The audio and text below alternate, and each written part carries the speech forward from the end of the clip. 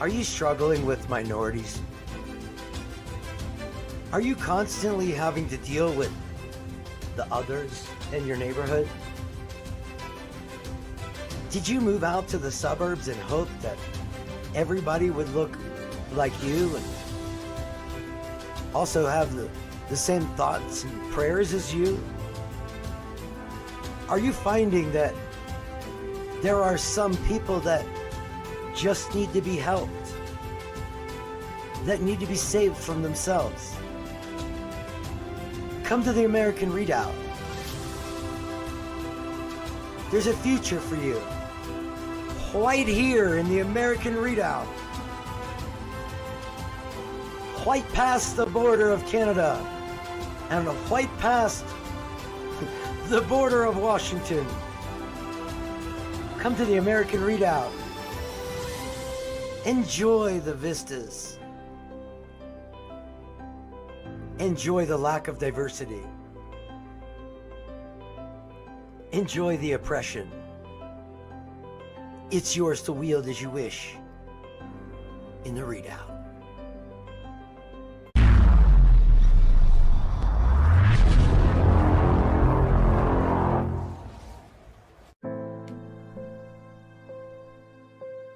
For far too long, we've watched these beautiful visions of patriotism being snuffed out by windmills.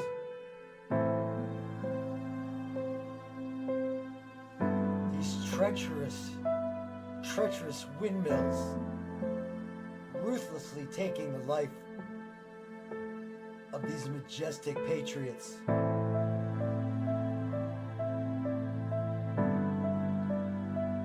How could we stand by and let all this happen? We needed to do something. A change had to come.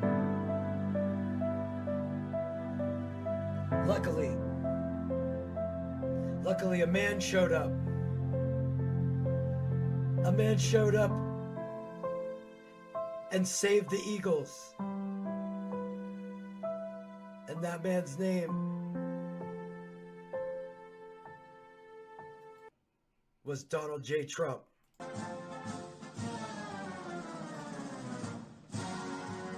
In 2016, the savior of this symbol of America came.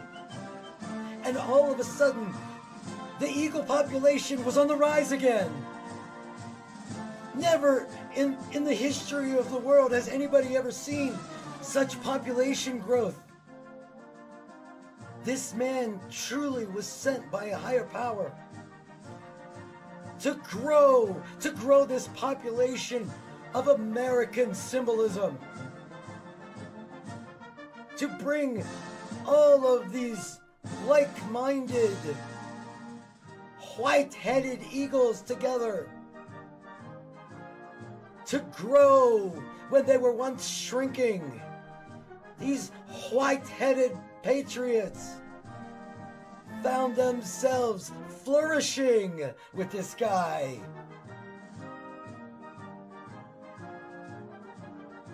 Fucking hilarious.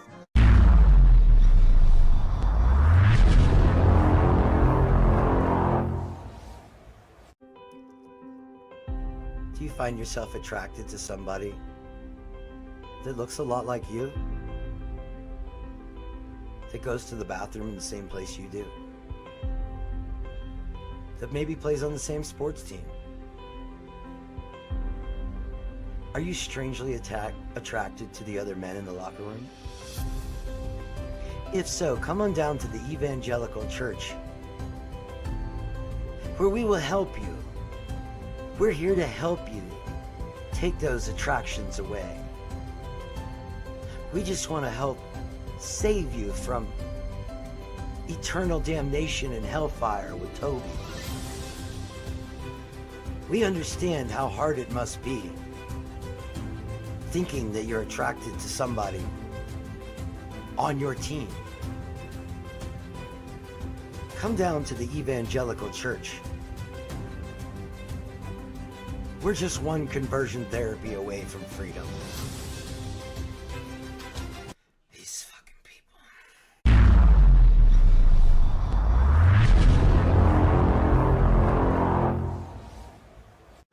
Republicans seem to support one fella, America's new dad, some guy named Brandon. He's having a really good year. America's new dad, some guy named Brandon. He's having a really good year, and I'm kind of happy for him. Why in the hell are we still doing this? There's one reason why it's great to be here again. The party's too extreme, too divisive, too controlled by one person. They say it's not your father's Republican Party. Ronald Reagan said, Mr. Gorbachev, tear this wall down. Today's Republicans say, tear down Mickey Mouse's house. Mickey Mouse's house. Why in the hell are we still doing this? The Republicans seem to support one fella. And pretty soon they'll be storming Cinderella's castle, you can be sure of it. The party's too extreme, too divisive. Tonight, we come here to answer a very important question in everybody's mind. The Republicans seem to support one fella, America's new dad, some guy named Brandon. America's new dad. Why in the hell are we still doing this? America's new dad. And I'm kind of happy for him. Another question about whether we should gather here tonight because of COVID. Well, we're here to show the country that America's new dad, some guy named Brandon, he's having a really good year. Why in the hell are we still doing this?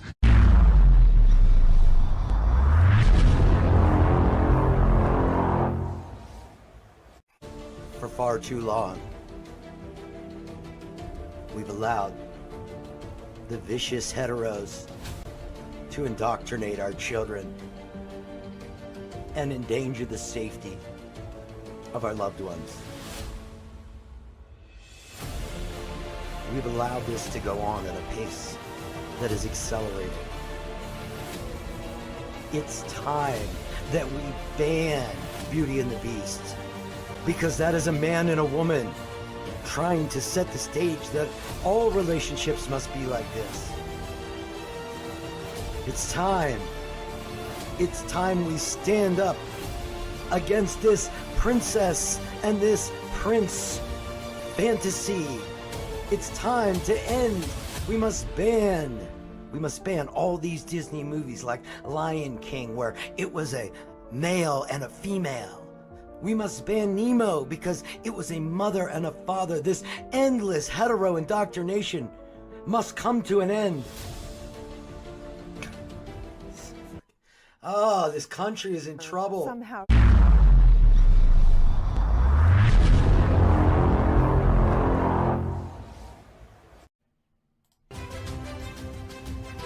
Are you struggling with minorities?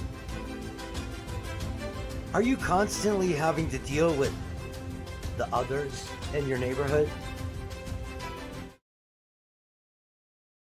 Okay.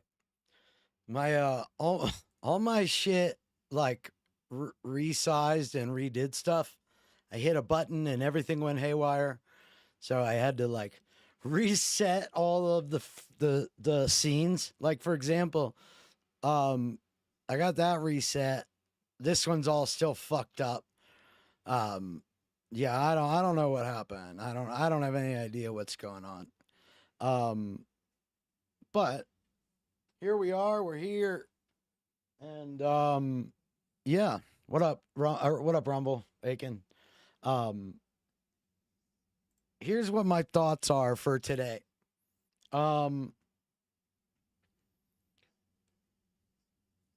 Instead, like, quick recap, JonBenet Ramsey was murdered in her home in December 26, 1996. It's 27 years ago. It's never been solved. There was a lot of finger pointing at the parents by the Boulder police, and the exact opposite behavior by Alex Hunter, the DA at the time. There are, this is one of the most researched murders in all of American history because of how how many weird anomalies there were, from the extraordinary long kidnapping note to the fact that it wasn't a kidnapping, the way she was murdered, how she was discovered, the way the police screwed everything up. It's all pretty wild. And they did recently reopen, or they're reevaluating it as a cold case. And that's what brought us into looking at this. So to start, today we're going to look at information about the autopsy. This is a bit of a disturbing stream, but part of the reality of looking at something like this. So I thought it would be interesting to start off with a video I found from Cyril Wecht. Cyril Wecht was the coroner in, was he Allegheny coroner, or he was a coroner up in Pennsylvania, but he also was, I believe he was involved in the Kennedy assassination. I think that's where we first hear of Cyril Wecht. And I am not fond of him. I think he is a garbage human. And a perfect example of him being a garbage human is in this video. I can tell you, and I will show you, every single thing that he says here is, it's just how the conspiracy comes about. And everything he says can be refuted by what he says. So let's get started with this. Oh, you can't hear that. Now you can. Because this has been a mystery for a long time with JBR. Yeah. So this decrepit-looking crypt keeper is Cyril Wecht. They have an O.J. Simpson jersey up. All these look like all the best people. I had watched the latest documentary that was out on ABC. That happened. That everybody. Now this video was 3.5 years ago. But he got sued for because they speculated. Like, look, we got the flag with the gun on it. They accused Burke, the brother. Yeah. Correct. Yes. In your knowledge, I'm not going to ask if you believe it. I don't want you hit with a lawsuit as well, obviously. Well, no. I'll tell you what I believe, because it's in my book. Who Killed JonBenet Ramsey? Get the book. Written by me. Who Killed JonBenet Ramsey? This was not a murder. This was, well, technically it would be manslaughter, whatever, but it wasn't designed to be a murder. It was an accidental death that occurred during sexual play by the father. There was. So, what up? What up, Corny? So he's accusing the dad of sexually, ongoing sexually assaulting his daughter. And how that was an accidental death? Is he saying that the dad was the one torturing her with the garrote? And based on what? There's no intruder. No intruder. When you see me next and I have hair down to my waistline, like some of the NFL football players do, that's when the intruder will be found. This is a game. Patsy Ramsey, the mother, was out of the sex business. Stage 4 ovarian cancer. Wait, she was what? That's when the intruder will be found. This is a game. Patsy Ramsey, the mother, was out of the sex business. Stage 4 ovarian cancer. Was out of the sex business? Is that what he says? Did he just... Am I missing that?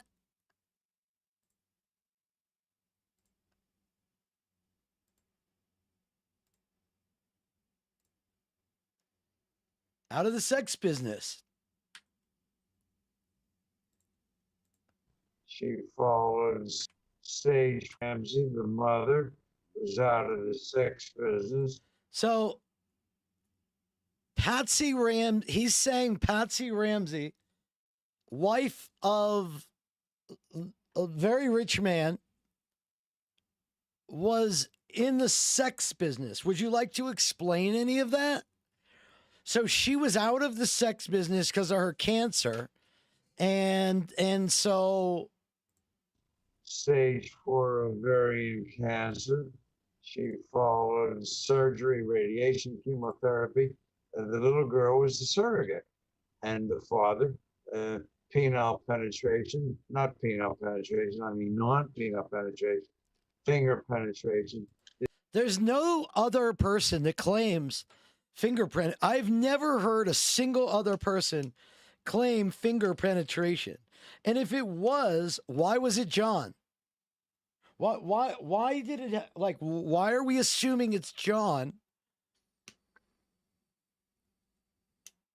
Digital penetration. It's all there in the autopsy. Which we're going to look at today. Chronic inflammation, focal erosion.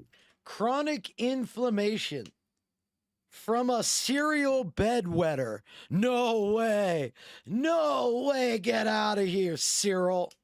The vaginal wall, 7 o'clock position, birefringent material, the most common source of which in any household is talcum powder. Oh, wow. Talcum powder in somebody that this is so stupid. Why would you use talcum powder to molest a child?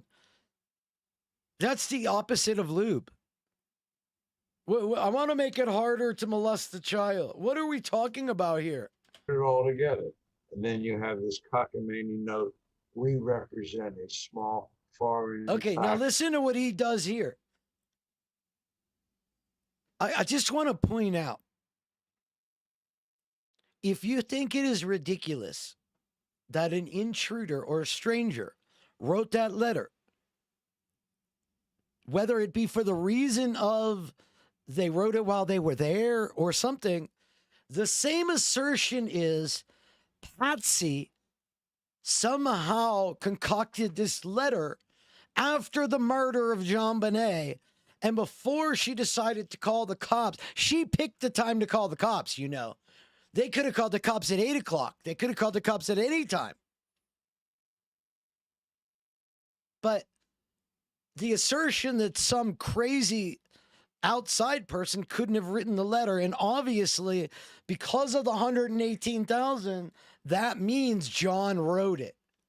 So John's a criminal mastermind who left no clues, but also was taunting the police by putting clues in the letter and using pad and pen from in there, and somehow perfectly cleaned up the crime scene and knew that the cops wouldn't find the body themselves.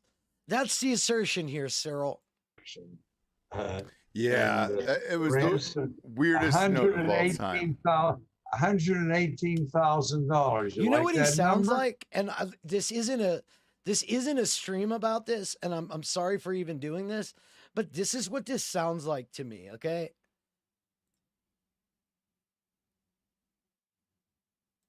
And them still say, well, Where is she? Precede shots. Watch. They paybacks, right? The stripping apart. I mean, we have documentation on lying, cheating, stealing, molesting China Joe's son's laptop, right? The stripper humper. I don't know if I can say stripper humper, but I mean, it's on his laptop, right? Paybacks for the big guy. Media prohibiting the story about lying, cheating, stealing, molesting China Joe's son's laptop. I personally was deplatformed for that, right? This is what Cyril X sounds like. He's literally just taking every online talking line or whatever the word phrase is. This is online talking point, and that as a professional coroner, he's pretending that this is proof.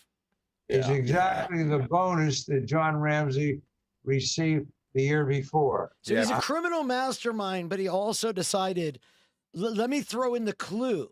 For Christmas. Not 100, not 200, $118,000. So that means it had to be John Ramsey.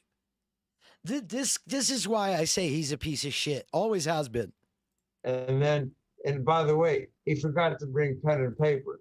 But no problem. In the middle of the night, he finds pen and paper. He starts to write it. How is it so ridiculous that maybe the guy had been in the house before? How is it so ridiculous to assume that somebody would believe they would find pad and pen in a house? Wow. Is there anybody that you know that doesn't have a pen and paper in their house somewhere? No? Okay. So the other thing he's about to say right now is, oh, an intruder came in and just scribbled this note. Oh, okay. So the opposite of that is Patsy concocted the note like a criminal mastermind, clearly taking care to mislead, in throw off the scent, while John perfectly hid the body, cleaned off any fingerprints or evidence of what they did, made sure there was no Ramsey DNA on anything. You're right. In fact, I don't think Patsy's print, well, were Patsy's prints on the letters? I don't know. But did she write it with gloves? Doesn't like the beginning. Crumbles the paper, throws it down, and then starts Wait, crumples the, wait. to write again. Oh, He doesn't like the beginning. So the criminal, the guy that broke in couldn't have done this, but Patsy could have. Like I said, every single thing that he says as proof that it's the Ramseys is proof that it's not the Ramseys at the same exact time. Crumbles the paper, throws it down, and then starts to write again. You like that? And then he leaves the house. And by the way, he knew about the room in the basement. The homicide detective is getting there at 6 o'clock in the morning. Never even knew that room existed. Wait, so what you're saying is the cops didn't search an actual room in the Ramsey's house, which is proof Ramsey did it. Ramsey did it because the cops didn't find Ramsey. Yeah. Looking for the 6-year-old girl, never even knew that room was there. A maid who worked. Except Fleet White said he opened the door. Fleet White said he opened the door in the morning. So Sarah Wectus is wrong. Open the door. Didn't the cops say they opened the door too? There for 6 months, never knew about that room. But this outside intruder who was able to get in without awakening anybody, he knew about that room where he took the little girl and he had his way, and then he... But you're saying the guy that serially rapes his daughter takes her down to that room, which again, I'm pretty sure we said that room wasn't even the crime scene, right? I can't remember. But wasn't the issue outside of the room? Left. Well, usually people who do home invasions spend a lot of time down at the city clerk's office looking up the blueprints of all the houses in the area. Oh, so an invader could have never been in there. And I fucking hate this asshole. Weck's book was published in 98, well before lots of the information we have on this case was even released. So I'm from Pennsylvania, and Cyril Wecht has always been an asshole. He was the coroner up there. I think Allegheny County, but I could be wrong about that. He's just a piece of shit. Right? Yeah. Or is that not how it works? Like, we expect these James Earl Ray, all these low-level knucklehead criminals. How you doing, one salt? He figured out that room. They're like criminal. I loved the video yesterday. Masterminds all of a sudden. It's easier to believe. Yeah, no. You're right. Somebody that broke in isn't a criminal mastermind. John Ramsey, who probably works 6 days a week, he's the criminal mastermind. That after he accidentally killed his daughter, he's also staged a head wound that nobody would know. And he perfectly cleaned up a scene as a criminal mastermind while dealing with the cops. Yeah, no, it all makes good sense. If they're a criminal mastermind, then it's to believe that the government was somehow involved. Crime scene thought to be in the boiler real room. quick, Body found. How in did the wine murder cellar, then occur with JonBenet Ramsey? Wasn't she hit with a blunt object in the back of the head? So the father did. She was hit, but that did not kill her. She had 7 cc's of blood. You know, that's 1.5 teaspoons. 7 cc's. If somebody comes up right now, even with your hat. Wait.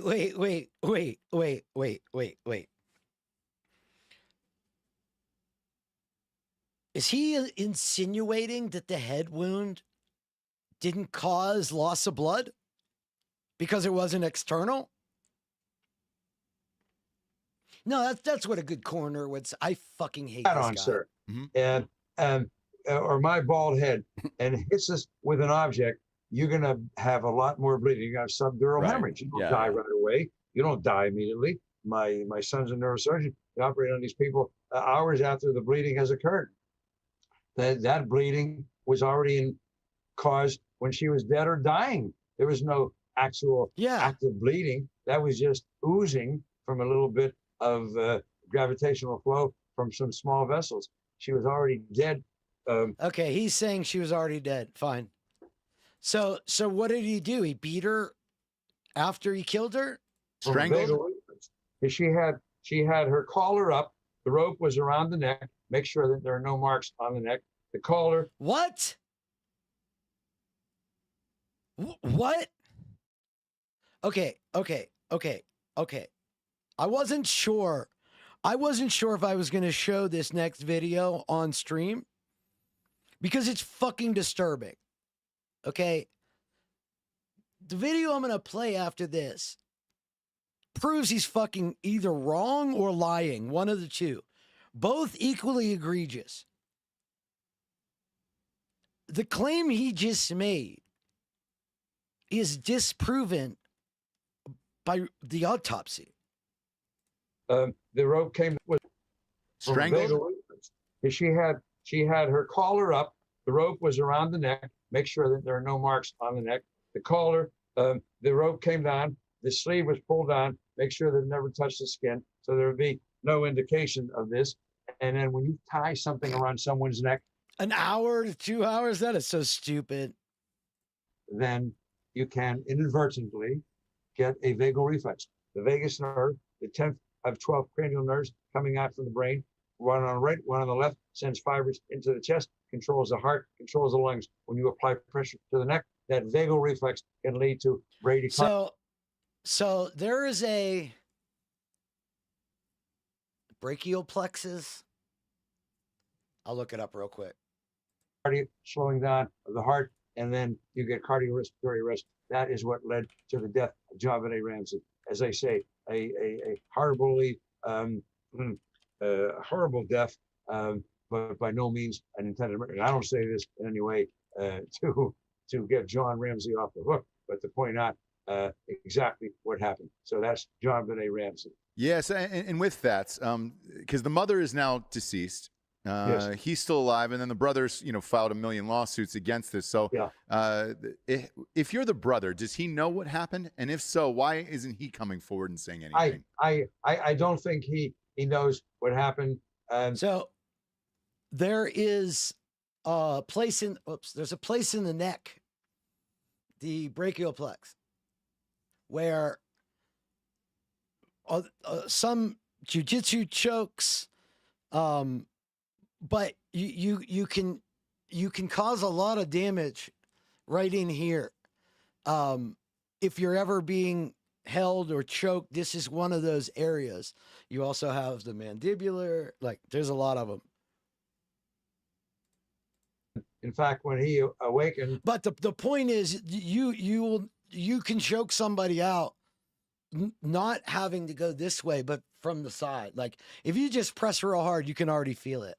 And he came down, and John Ramsey was on the phone with a relative in California, and you hear him saying to Burke, "Just go back to your room." Burke. So we don't know if that's true or not. Some say yes, some say no. But this is why he's so dangerously an asshole, because he speaks as if everything is fact when it's not fact. Burke, 9-year-old, 3 years older, he came down and he was trying to find out what happened. No, I don't think that Burke had anything to do with it. I do not believe so. I think Patsy obviously came to learn about it. And what was she going to do? She already lost her daughter. She's going to lose her husband. She's dying of cancer. She got a son. So as a criminal mastermind, she concocted this 3-page letter. I fucking hate this guy. So I go along with it. And that's what I believe happened. And it's set forth. Okay, don't care. You're a piece of shit. So this is the problem, though, is the reason why it's so jumbled up is because of people like this who come in as if they're experts and they're just not. Okay, I don't do a lot of trigger warnings, but this video triggered me. These are, and I'm sorry, but we need to do this. These are actual photos from the Boulder police, okay? And I want you to look at her hands. Every time we see an image or a depiction, if you will, of the crime or what happened, we don't see those two arms up above her head. I've seen one arm, but I had never seen this. So when they say the ropes were loose, obviously it still accomplished its goal. Unless you want to believe this was done post-mortem. In the Ramsey criminal mastermind period. So I think it adds a lot of understanding. The more we're not hearing descriptions, but we're seeing and experiencing it.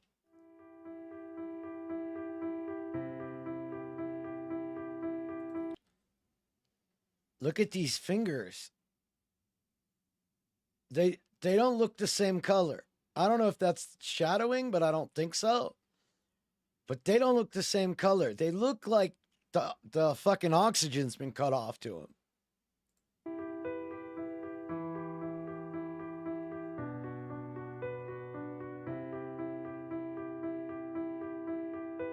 Where's the collar? What collar was pulled up? What collar? The knots were tied tight, but they weren't tied tightly against her wrist. Yeah, but I believe if you were to add a man's control,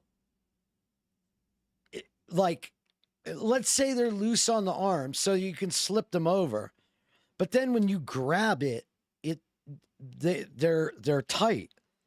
The other option is there can be slip-based knots. Like this, the fucking garrote to me, there's no way somebody did this. This was the first time they made it. There's no chance.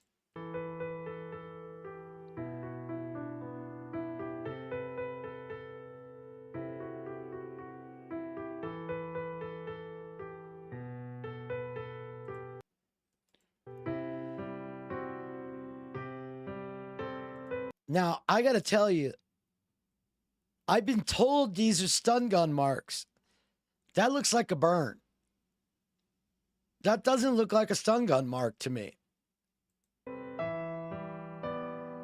Like that doesn't look like two marks equidistant from each other. That's not what I'm seeing.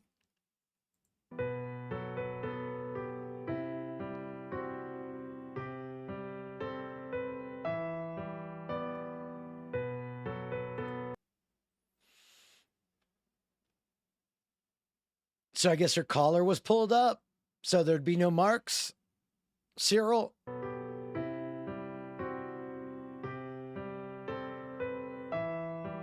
No marks yet. No, you're right, Cyril.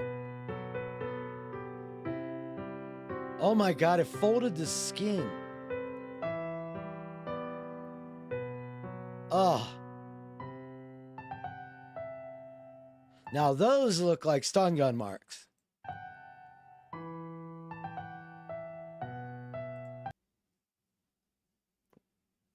I guess this is after they undid the hands. See, this is how I've always seen it.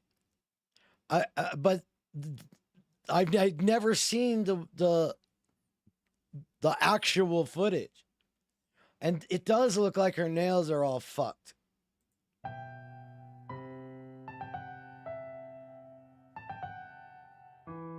See the type of knot?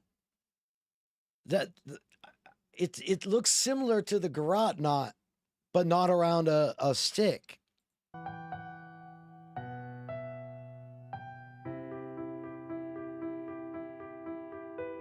Oh my fucking God.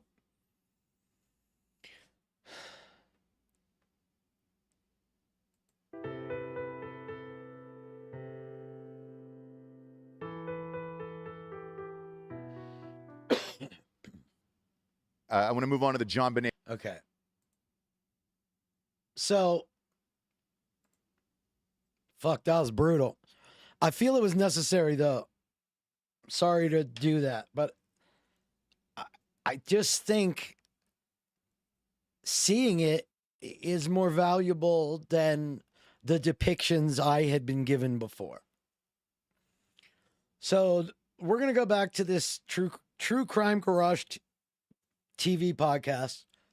And this one was re-uploaded like 4 months ago. The original was a little over a year ago or so, sometime between a year and 2 years. And they go over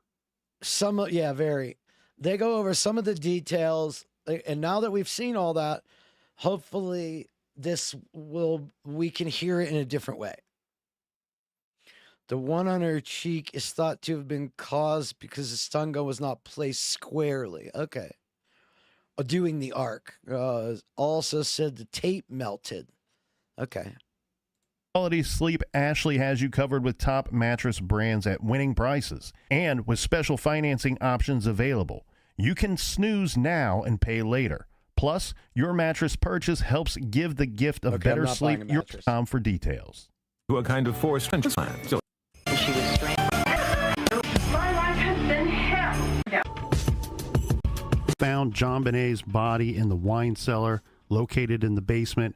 John, in a hurry, ran up the stairs, taking the body with him, placing the body on the floor of the kitchen. Detective Linda Arndt then moves the body to the living room. Then Arndt orders Fleet White to stand by the door to the basement and guard the door. Fleet White goes to the door, but for some reason runs downstairs to retrieve the duct tape from the basement floor. This is all taking place between 1:04 p.m. and 1:23 p.m. At approximately 1:30 p.m., Priscilla White calls her home. I'm guessing here, Captain, but this is very likely to halt. Yeah, I think a mag light could have been it for sure. The thing that really bugs me is the no laceration. She's got a lot of hair, but the no laceration, I just want to know how common that would be. What's the likelihood of an injury like that occurring from a blunt object, but not rupturing the skin? Burke leaving the White's house and returning to the Ramseys.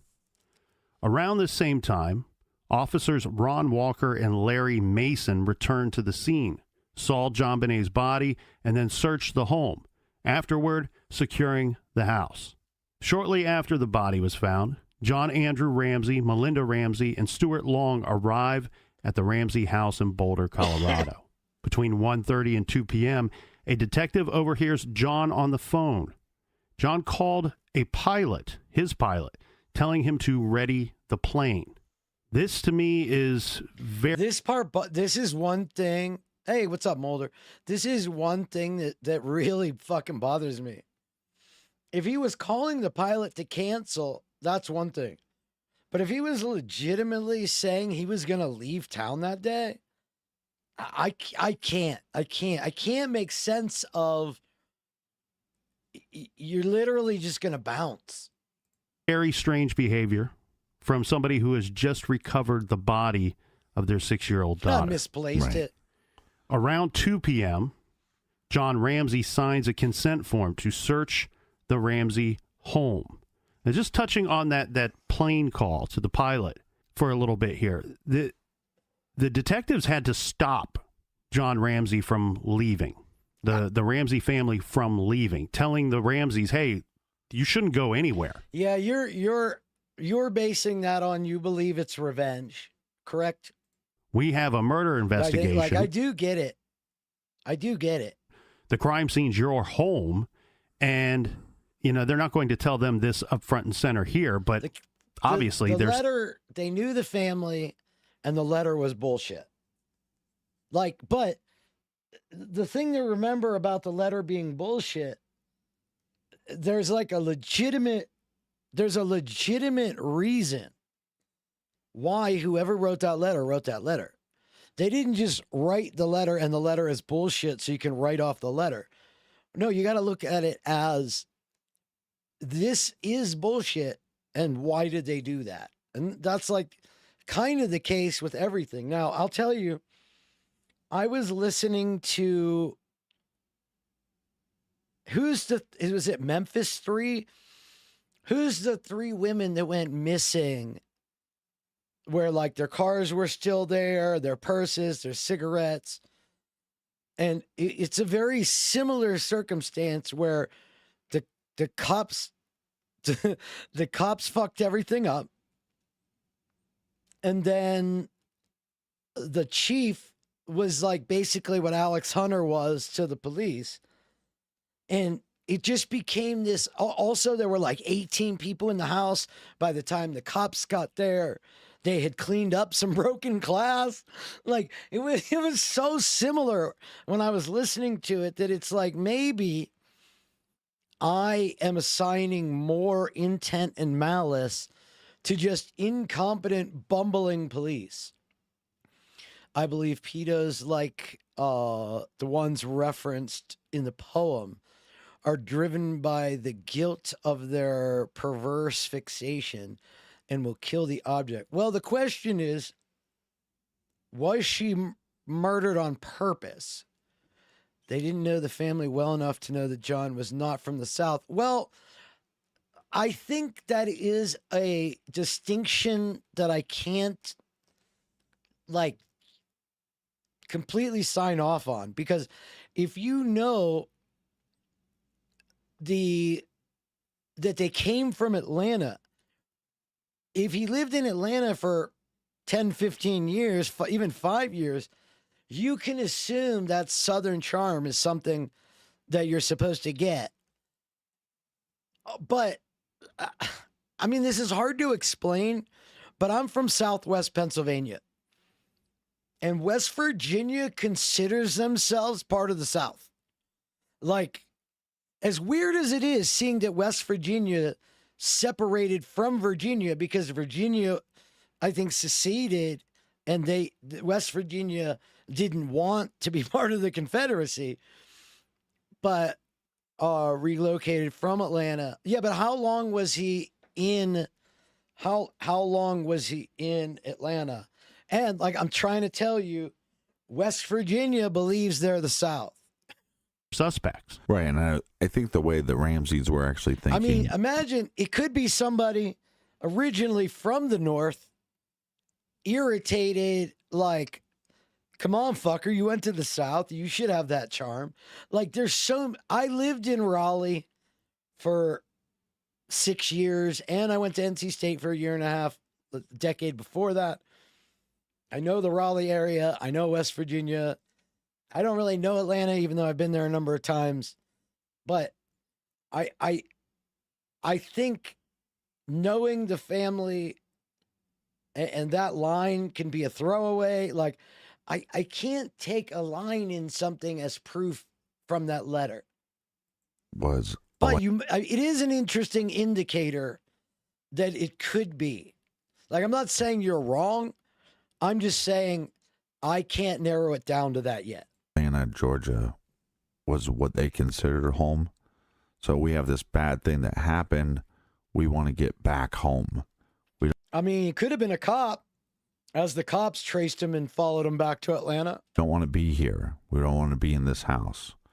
But that does, like you said, hinder the investigation. I don't think that hinders the investigation of the house or the crime scene, but it hinders the investigation and being able to talk with them.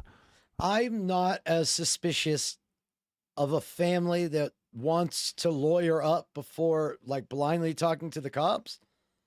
But leaving town, that just seems fucking fishy. Wow, he met Patsy there in the 70s. So he spent 20 years in Atlanta. Yeah. Y'all know when F-bombs thinks you're wrong, you'll know. That's true. That is true. But Corny, you know how it goes.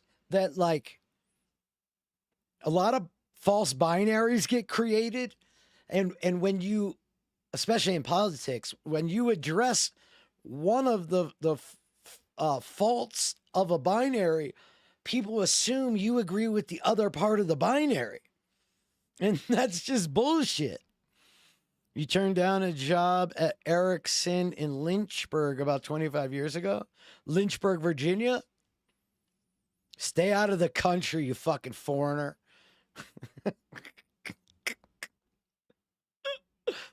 Man, actually, I'll tell you what, Aiken. My thought has always been, I don't really want to be here for the decline of America.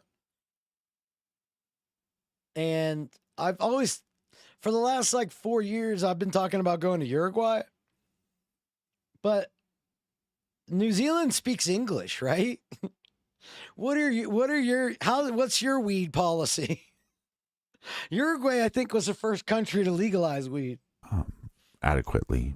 Yeah, and then regarding this consent to search form for the search warrant, if you will, or because this makes it seem like John's being very cooperative. Signed by the cross. Interesting. When I saw the SB, the first thing I thought was Southern Baptist something church. Yeah, I technically don't believe this to be an actual search warrant. Maybe that's what this was. This was a battle between Baptists and Episcopalians. You know, one that this was a turf war. Bring before a judge. Judge signs. It's like the Sharks and the Jets. Off on it. I believe this is just a consent to search form signed by John Ramsey, the owner of the. Yo, I filed my taxes yesterday. I can't tell you how much better I feel. I can't even describe it. Home. This is just one of those other little details within this case that I absolutely. Southern Bell Telephone Company. Interesting. That's after they broke up the monopoly. Cannot stand. When did they do that? When did they break up Ma Bell? I want to say it was in the 80s. Is it, regardless, depending on who's. That actually was probably good for vendors because now they were negotiating with vendors as a bunch of smaller companies, which probably diversifies the people that get work from a large company.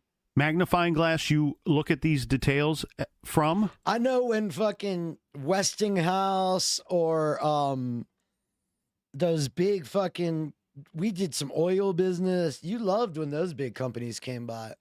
You get a different story on what's going on here. Where Who's the Sandra Ramsey Budd? defenders would tell you, look, this is proof positive that they were extremely cooperative. Don't bother, Nick, with worrying about that they wanted to hop on a plane and fly far away, because this shows how cooperative they are. I really don't, my personal opinion, I don't believe the Ramseys did this. But I also don't believe that they are completely unaware of what could have happened. I'm not convinced they were totally shocked. I'm also don't believe that they did it themselves. They were signing a consent to search their home form. They have nothing to hide. They're an open book. But They're then definitely the not an ones open that want to come after the Ramseys point out they're not really an open book, because John later says that he thought he was signing off on a. Who is Sandra Budd? Man, I don't even know. You guys are so beyond me. On saying that, yes, you can perform an autopsy on the body. Right. So it's just frustrating. Wait a minute. Wait. Do the parents get to decide if there's an autopsy? I mean, if they want to take the body to bury the body and it's part of a crime. Look, okay, so Jewish people have like this ritual where the body is supposed to be in the ground within 72 hours. So I know there's a lot of interplay between the cops, the coroner, and the Jewish community. But I don't think the religious desire of the family supersedes a criminal investigation. But I don't know. It would be like a dead body isn't a person, so it's probably at that point of possession. Fuck, I don't know. That's an interesting. I don't know. That's one of the most frustrating pieces of this case. Well, I think that one of the frustrating things is when people say only one thing's the truth, right? Can we agree on that? It can't be both. Yeah, well, I don't know. I think what they say, there's three sides to the truth. There's yours, mine, and the actual truth. Not always. Only the author knows facts. But I think there's just the truth. But I think with the whole wanting to go back. Who are Sandra, Bud, and the two? Convicted felon embezzler. Oh, okay. Yeah, all right. Okay, yeah, yes. Okay, the two people that stole, and that's where the 18,000 comes from, and his two sons, Clay and Cameron. Okay. That's the Hendersons. Back home. He didn't go back home. Like they wanted to. The cops said, yeah, don't do that. That's a bad idea. But it's so stupid with this case. It's like a non-point. Like, yeah, he was like, let's go back home. Hey, don't do that. Okay, we're not going back home. But then I don't think it's a non-point. I also don't think it's proof. But I just find it very strange. And I don't mean from the standpoint of this is how I would behave or this is how a typical father would behave. The thing that bugs me about it is in our body language, when we want to hide something, we tend to make space. And I find it very strange that you would be willing to make this much space, period. And then add on that he had already lost a daughter. Imagine like you're there when your daughter dies in a car crash. And within a couple hours, you're like, I want to get out of town now. Like that sounds like some Chris Watts shit. they didn't stay in the house. Nobody wanted to be in that house. Oh, and I cannot blame them. But not the house, but like you could have you have friends everywhere. I don't even know if John ever went back in that house after that day because they ended up staying with their friends. But let's also be clear that around this time, they pulled John into a room by himself and they talked to him. It did sound like the parents were semi-interrogated on the scene. For a while. Mm-hmm. And at some point, they talked to Burke by himself for a while. So they do talk to Burke. This would be... Yeah, that's the thing I just don't understand. Especially because family had just flown in. Like, all that family had flown in. Why would you just leave? I'm just bothered. I'm bothered. It just there's something about it doesn't sit with me. At the he never comes back to the Ramsey's house. Right. So they talk to Burke one-on-one. There could be more to the story. It could be that he wasn't like, I don't know. I don't know, but it just bothers me. My understanding is it was straight up one-on-one. It was Burke was still at the friend's house. Right. I get never stepping foot in the house again. I mean, that's why they tear schools down after school shootings and shit. But I don't understand. I think there's a vast difference. Every time I say vast difference, I think of Letterkenny when he said vast difference. I think there's a vast difference between going and staying in a hotel in Boulder, staying with some friends. Like, I think there's a huge difference in that and going so far away. Like, you got to remember, this is pre-internet. I just don't get it. If he wanted to leave that day, he wasn't leaving with the daughter.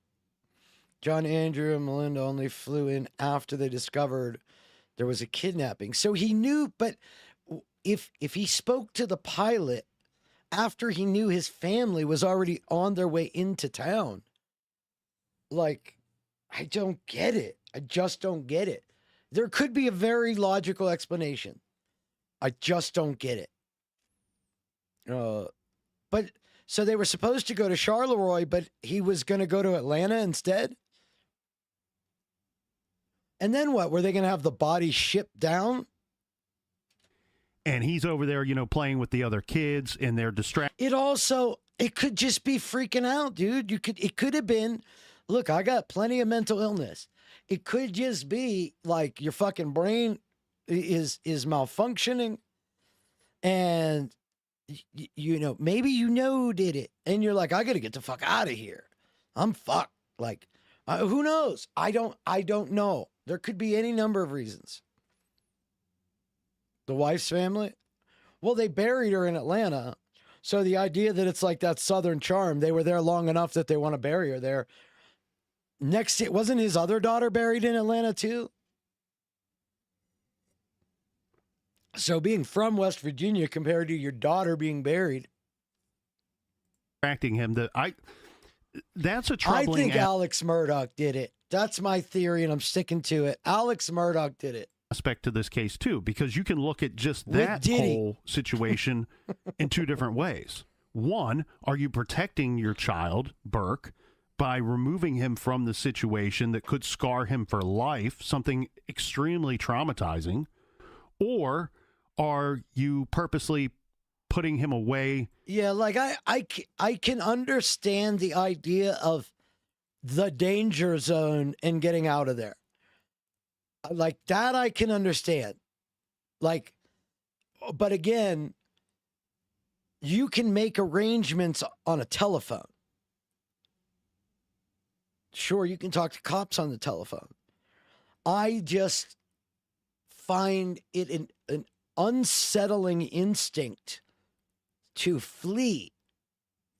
Like I say, there may be a logical reason.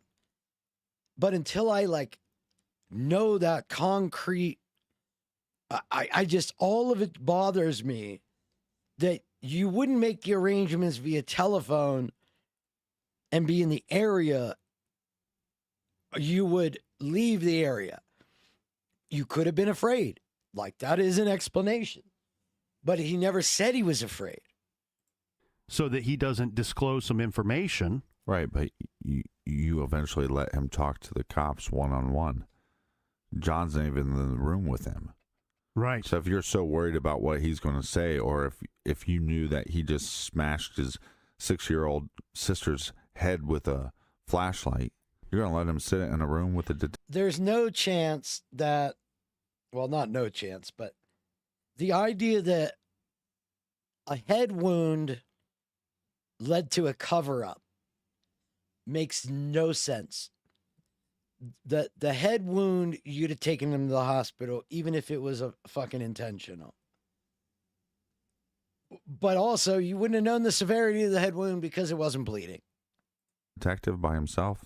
Or with friends and others that he could share that information with willy-nilly. I mean, he's 9 years old. Right. You're not there when they ship him off. And also, that's not just the Ramsey's thought process. I get that. I don't feel that his emotional behavior or his demeanor, I don't think that is something to be evaluated. The guy had already dealt with extreme loss. He was divorced. His wife had fucking cancer. Like the dude dealt with a lot. Plus, I know a lot of those like business, like work obsessed, narcissistic, like business owners. They're very even keeled. They don't have highs and lows. Says let's get Burke out of here. This was the cops and the Ramseys going, he needs to be a lot of that generation of men was like that too. Removed from this site. The cops suggested that he should be removed from the Ramsey home? No, I think it was like a collective effort. It was a collective idea.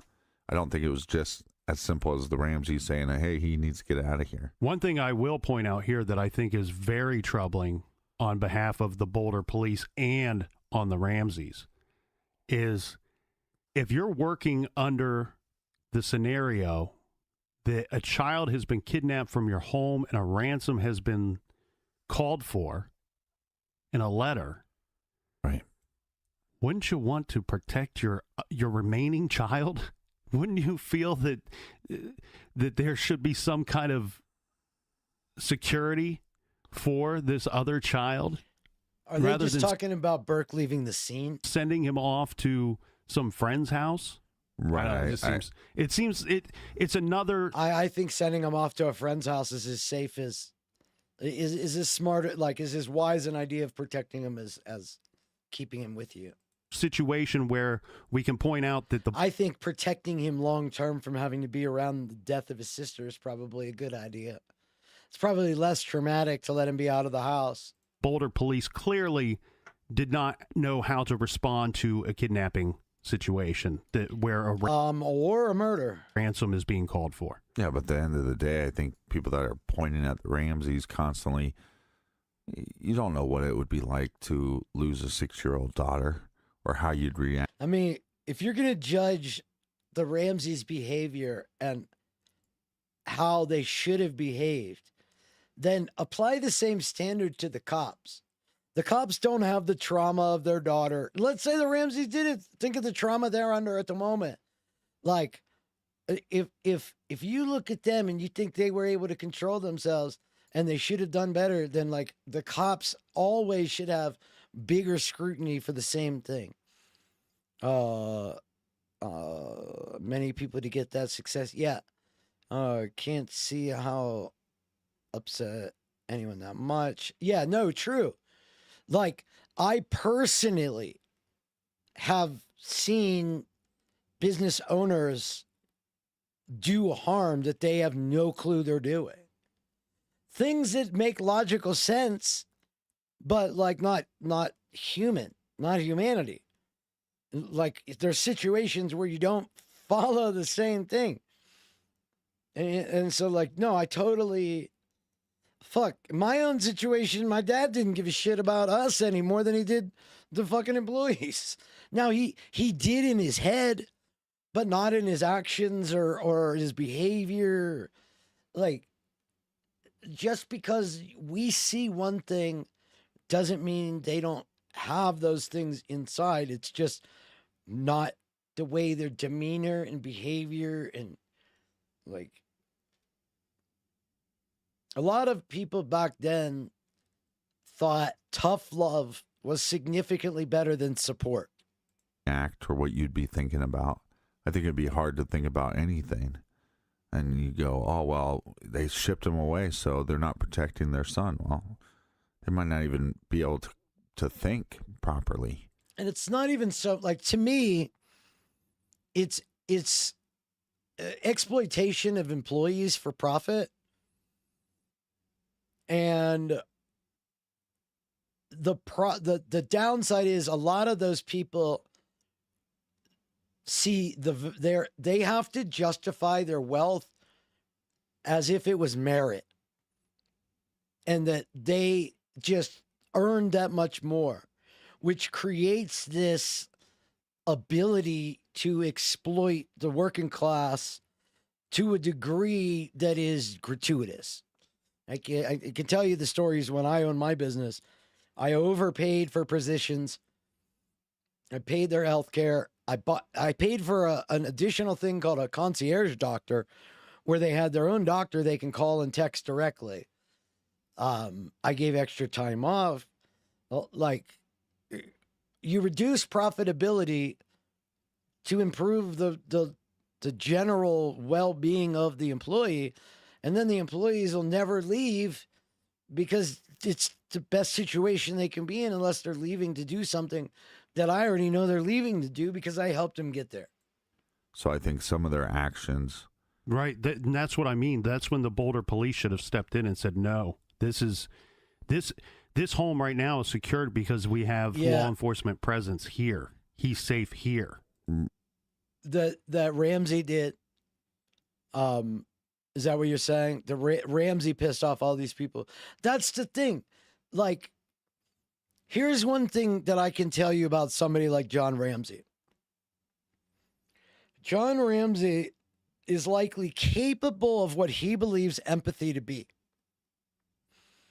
Somebody like a John Ramsey believes empathy is, if I was in their shoes, what would I do? But empathy is not, if I was in their shoes, what would I do?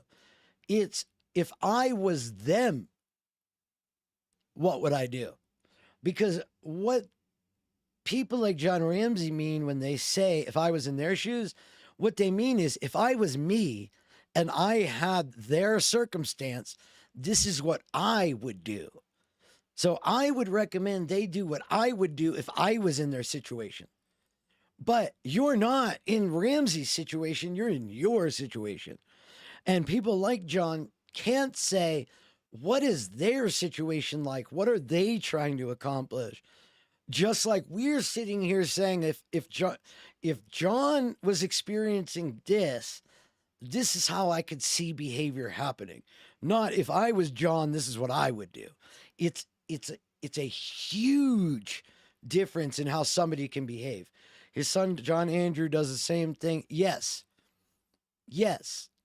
Because it's a narcissistic trait, often rooted in, I have so much advantage that I can't believe we're all equal.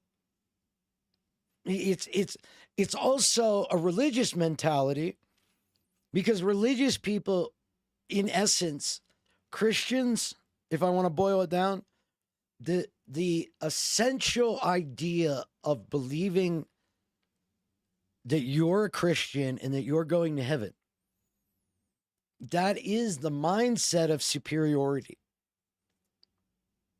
Because everybody that isn't them is inferior, thus doesn't get the reward that they get for being superior. They've chosen this religion, they're better than the others. This is what it's rooted in. And when your core ideology is centered around your choices make you better than everybody else, then that's how you begin to frame things.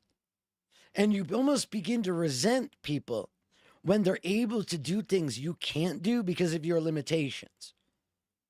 Like a perfect example with my father is, he can question me all day long. But if I question him, then he gets defensive. But he can't understand why other people would get defensive when he questions them. And this is that difference. That he can't see how his behavior affects somebody else. He can only see how other people's behavior affects him. And it's a lot of that generation, but it's also a lot of that socioeconomic status. It's a NIMBY mentality of, yes, I want to help people, but like, not if it's going to affect me. Right. I agree. And they should have done a better job of trying to, when they got to the scene initially, they should have cleared the whole house. And then they would have found her, and then the crime scene wouldn't have been I feel one of the most under-discussed things about this whole case is that the cops didn't find the body. They could not have been actually searching the house. If they first got there, 6 o'clock-ish, right? Or was it 7? Right? Was it late? Was it almost 7? I can't remember. But if they were there for 5 hours total, whether they left fucking Crazy Eyes alone, the cops did not find the body. And to me, that should be the biggest question that should be answered. If you can get to the bottom of, why didn't you fucking search the house for a missing girl? Why? Why did Fleet know a room was there that the cops didn't search with a fucking flashlight? Or was the guy searching, was his flashlight up on the fucking counter? Contaminated, and they also would have had enough officers where you're not having her father pick her up and contaminate evidence and then have the mother cry over her and contaminate evidence, have the detective pick up the victim. Yeah, thank and you. Contaminate evidence. I mean, I don't understand how they can look at the Ramseys for finding and picking up the body and contaminating it. But that is somehow more suspicious than multiple of the fucking police not being able to find the body. Come the fuck on. You can talk about all the incompetence. I can search a house. that's pretty out. Well, not only did Linda Arndt move the body after John moved That's another thing when they're like, John contaminated the body. Well, can we talk about Crazy Eyes Starling too, please? Like, look, this is the most suspicious person in the history of my existence. I've never seen a more suspicious person than this. Where is it? Where's Crazy Eyes? Is it not on here? Oh, there she is.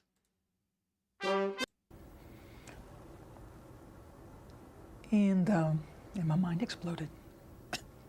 And everything that I had noted that morning that stuck out instantly made sense.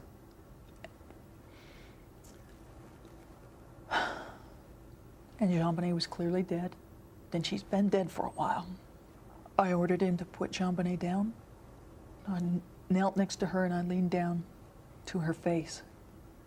This is my favorite John part. leaned down opposite me, and his face was just inches from mine. And we had a nonverbal exchange that I will never forget. And This is the bitch that didn't find the body and then moved the body, but knows who did it, but also moved the body. Get the Body. fuck you. And this is important to Eat the shit. autopsy. But she allowed someone to take a blanket as, a sign of to protect their child, or I don't know, remorse or whatever. Okay, I want to say we did. I'll give you the context back. There's the blanket. I don't under, did they pull that down, or is that just how he put the blanket on? Did he just cover her face?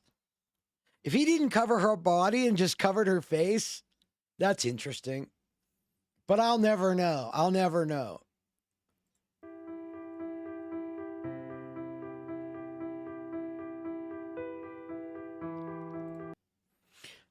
I heard that Mulder, you're impressive with this, by the way. I heard that French or white would have had to have had unlatched a small child lock. I don't think that's true. I don't think that's true. But I don't really know. I thought I heard that too, that there was some sort of latch. But if there was a latch, how could you tell me they didn't know it was a door? Cyril Weck said they didn't even know it was a door down there. But there was a latch? What? The cellar door. The cellar door. Wait. The cellar door meaning a door to the basement? The cellar door meaning a door to the boiler room or to the wine cellar? With a small piece of wood at the top of the door. So the door opened out? Is that what you...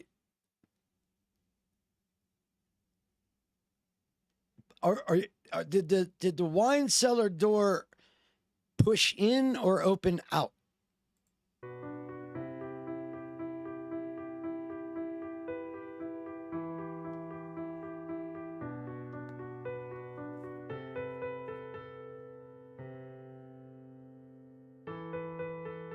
Oh, sorry. I didn't mean to keep doing that. My bad.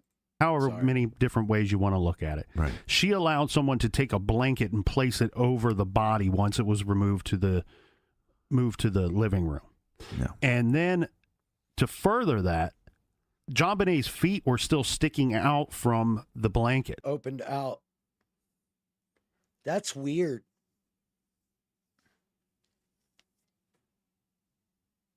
How many doors in your house open out?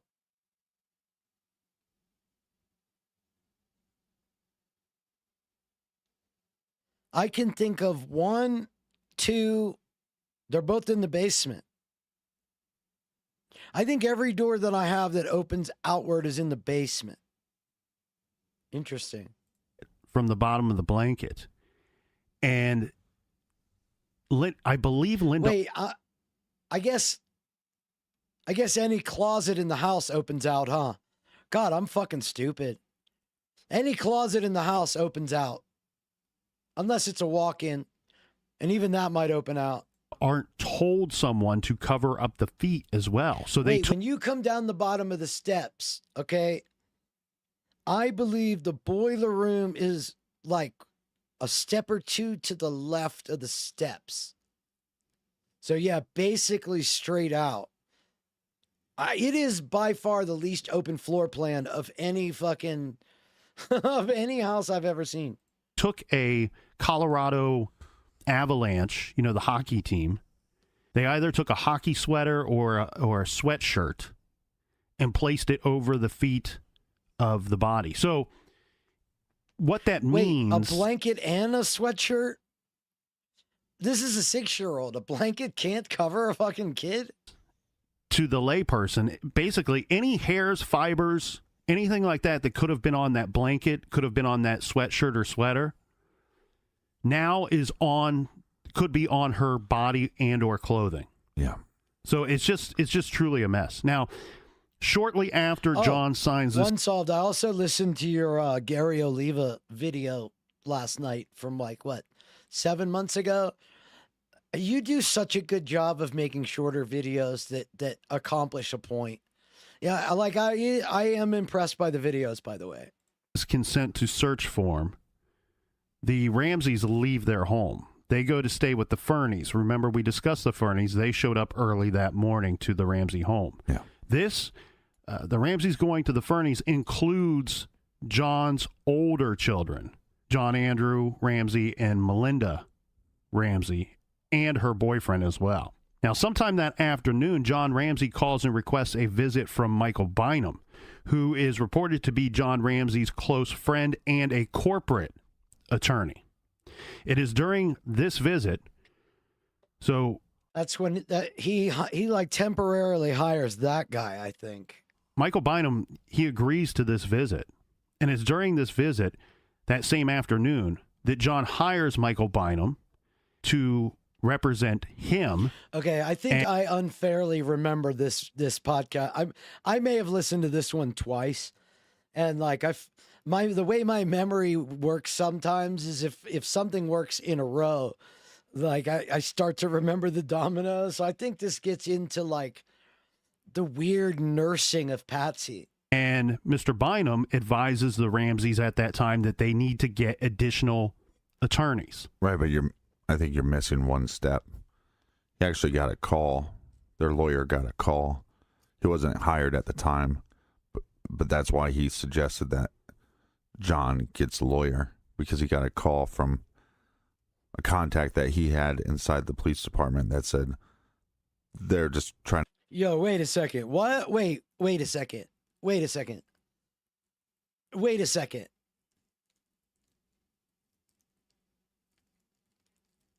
Some dude, some corporate attorney that knows John Ramsey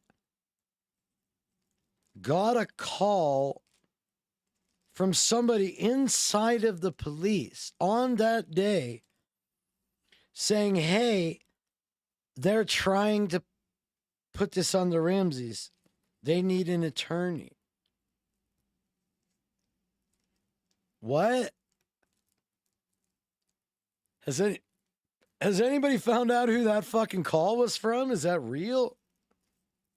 Is that a real thing? On the day of the crime?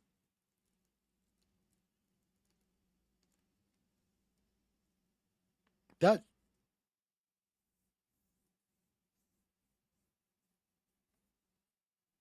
trying to make this about you guys, and that's it. He actually got a call. Their lawyer got a call. He wasn't hired at the time, but that's why he suggested that John gets. So the guy that wasn't their lawyer yet got a call. Yeah, it sounds like a pedophile ring. Lawyer, because he got a call from a contact that he had inside the police department that said they're just trying to make this about you guys, and that's it. And that's when he suggested you need to get a lawyer. On December 26, 1996, at the home of John and Patsy Ramsey, this is from the report. These are the words of pathologist John E. Meyer, MD. Only so many people would know what was going on at that point. That's fucking weird. That's fucking weird.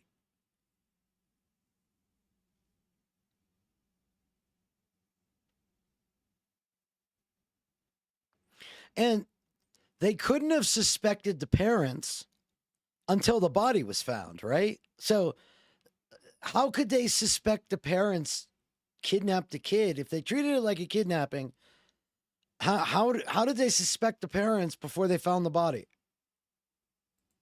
He says, the body of this 6-year-old female was first seen by me after I was called to an address identified as 755 15th Street in Boulder, Colorado. I arrived at the scene approximately 8 p.m. and entered the house where the decedent's body was located at approximately 8:20 p.m. I initially viewed the body in the living room of the house. The decedent was lying on her back on the floor, covered by a blanket and a Colorado Avalanche sweatshirt. On removing these two items from the top of the body, the decedent was found to be lying. Well, by the time there was only one officer, there were only what, John and Fleet left? No, Patsy had to still be there. Burke came back at some point. I don't remember when. Was the house empty? Was Hoverstock still there? On her back with her arms extended up over her head. The head was turned to the right. A brief Detective examination Crazy Eyes, of the body disclosed a ligature around the neck and a ligature around the right wrist. Also noted was a small area of abrasion or contusion. Now it says just around the right wrist. Oh, did it say a ligature mark? Of the body disclosed a ligature around the neck and a ligature around the right wrist. So the right wrist, but we saw both hands. Why would both hands be up?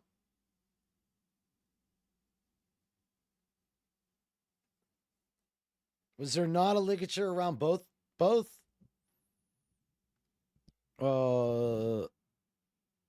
Was steeping a cup of hot tea at the time her body was discovered. Tea bag. I don't remember the tea bag. Also noted, the only tea bag I remember is when I used to play Halo a lot. Was a small area of abrasion or contusion below the right ear on the lateral aspect of the right cheek. A prominent dried abrasion was present on the lower left neck. After examining the body, I left the residence at approximately 8:30 p.m. At 10:45 p.m. on December 26th. Well, but okay, so let's say he did that.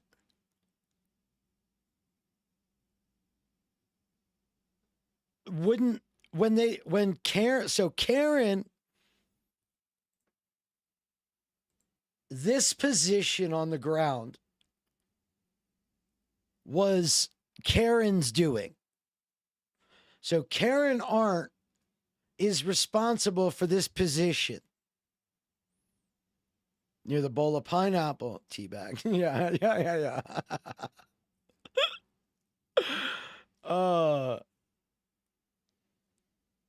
So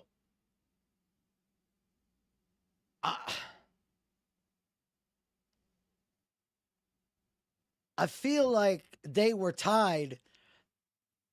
And I said Karen Arndt. That's funny. I knew somebody named Karen Arndt, and every now and again it slips out. Yeah, Linda Arndt. Sorry. I knew a Karen Arndt, spelled the same way too. Thank you. So I don't understand what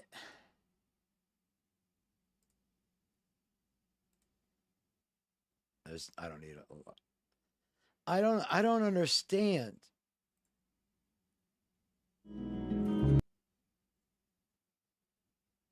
Like, here's the loop for the other hand, right?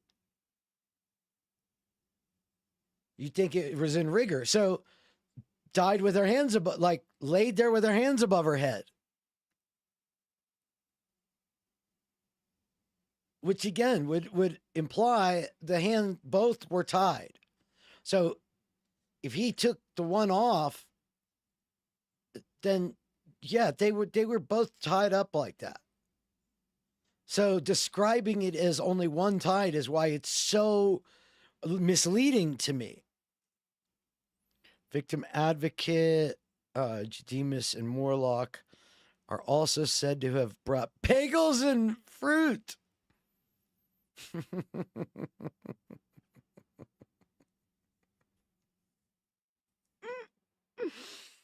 Oh God. Oh God.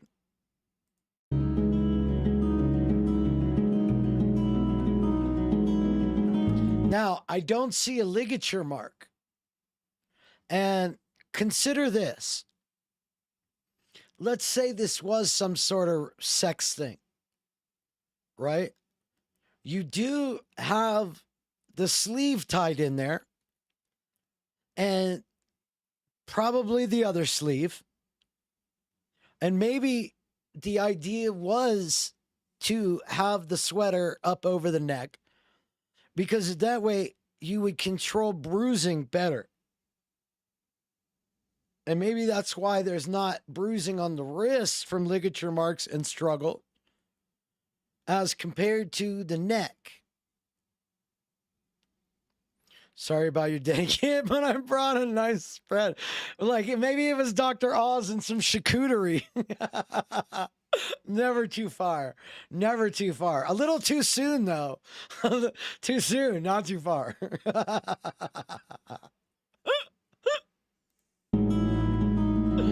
Okay, I gotta stop doing that. The body of 6-year-old JonBenet Ramsey is removed from the family's home.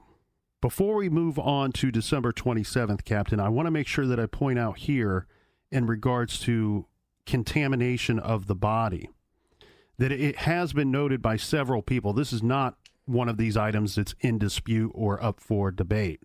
This is across the board. John Ramsey, Patricia Ramsey, Linda Arndt, and Fleet White all touched the body before it was examined. Right. And John Ramsey and Patricia Ramsey touched the body several times. I'm not pointing that out to indicate guilt or to indicate that the Ramseys were trying to cover something up. I think it would be a 100% natural reaction to want to go to your child, to touch your child. Mm-hmm. I'm just pointing it out for the purpose of evidentiary. I mean, think about all the scenes that are recreated where like a family member shows up to a shooting and wants to run and grab the person. Yeah. Laugh to get through the pain. Value. Yeah, I mean, it compromises the scene.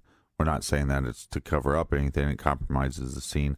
And then we also too soon know where we're starting from. So the following is from Steve Thomas's book. This is inside the Ramsey murder investigation. Steve Thomas was one of the leading detectives on the case. This is from page 41. And it says, it was the morning of December 27th. The little body was first removed from a locked yellow outer covering, then from an inner black bag.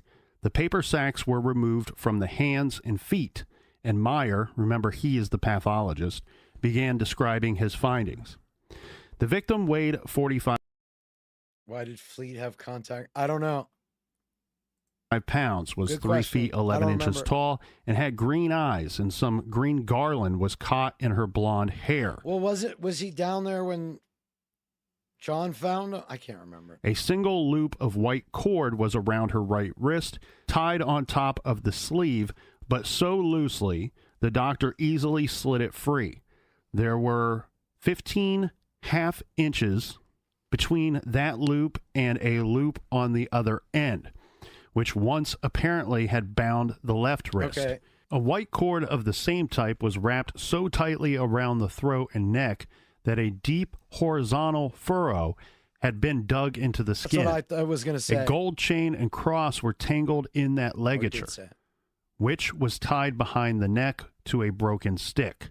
Blonde hair was snared in the knot, and the coroner had to cut the hair in order to remove the cord, which was tied more like a noose than a twisting garrote.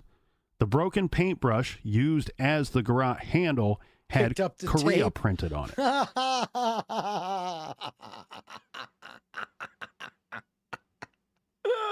Let me grab this, guys. I got it. When Meyer clipped the nails of each finger, no blood or tissue was found that would no worries, indicate guys, I a got struggle. He used the same clippers for all the fingers, although doing so created an issue of cross-contamination. For optimal DNA purposes, separate and sterile clippers should have been used for each finger. Yeah. Furthermore, we later learned that the coroner's office sometimes used the same clippers on different autopsy subjects. Oh, that's amazing. Great job there. Captain, we could go through the entire autopsy. Great job there. I Great want job. to kind of go through and cherry pick some items, but to do the entire autopsy would be an exhausting process. It's over 3,000 words long. So I point that out, one, to not be lazy about it, but to point out that it was and appears to be a thorough document constructed by pathologist Meyer. Cherry picking some items here at the top of the report, Captain. We have name, Ramsey, JonBenet. I just want to say real quickly, if you're not willing to take the time to have different clippers on each finger, I would assume there's some kind of protocol. Let's just, if we're going to start with that conversation, then, and yes, it's 3,000 words. I don't know if that means it's thorough. I just meant the document. I said it was a thorough document, not a thorough examination. The thing here with these autopsies that gets difficult is you're solely relying usually on one individual to handle this process properly. As you're pointing out. So there's debate if it was under the fingernails on both of her hands, but consistent DNA, what that was found years later at a different lab. Interesting.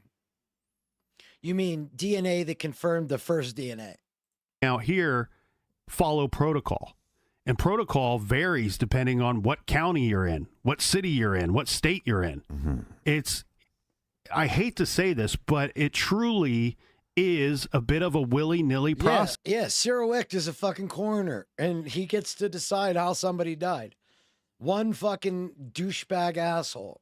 It's one of those situations where you question the science of it because it's human error, and it's right. And it can be laziness. It can be a number of different things. Yeah, and it can be opinion-based. Yep. Correct. And the other thing, too, is, you know, I had a discussion once with some people, and they said, well, there were multiple hairs found on the body from different sources, and that means that there were multiple killers. And I said, well, not necessarily. We've done enough of these cases to realize that random hairs and fibers can end up on people for a number of different reasons that are innocent in nature. Right. But to further that along, in the way that I connect this to this conversation is I've reviewed at least 2 cases where later we learned that one of the hairs found on the body came from the body bag that the body was placed into, and it wasn't cleaned properly. Right. Or it was a county that was quite poor and they're just reusing body bags all the time. The report states at the top, the name of the decedent is Ramsey JonBenet, date of birth August 6th, 1990, age 6, sex female, autopsy number 96A155, death date and time, December 26, 1996, 13:23, so 1:23 p.m. So stupid. This is interesting. They have to, well, I guess they don't have to, but per protocol are supposed to put a time of death on this form. I've said this before. Partially, one of the ways they determine time of death is through Newton's law of cooling. And they should be able to use the formula, which I learned right about that same year. They should be able to use that formula to actually approximate a reasonable time of death based on the different conditions they tabulate environmental for the body. They come up with an actual time of death or not. And in this situation, 1:23 p.m. is put on this document because that's considered to be the agreed upon time that the body was in the living room. Mm-hmm. We know she didn't die at 1:23 p.m. And in Why fact, would you put the time of death, time of discovery? there was no real time of death that was truly... If I was the Ramsey's attorney, I'd say, look, the coroner said time of death was while the cops were there. I didn't kill her.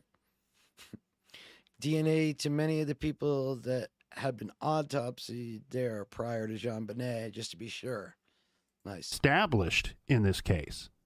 Steve Thomas says that the detectives were told to work with a Did they test any of the police? window of 1 a.m. to 7 a.m. And then he kind of backs into that a little bit and shrinks that window based off of some information we know to be true.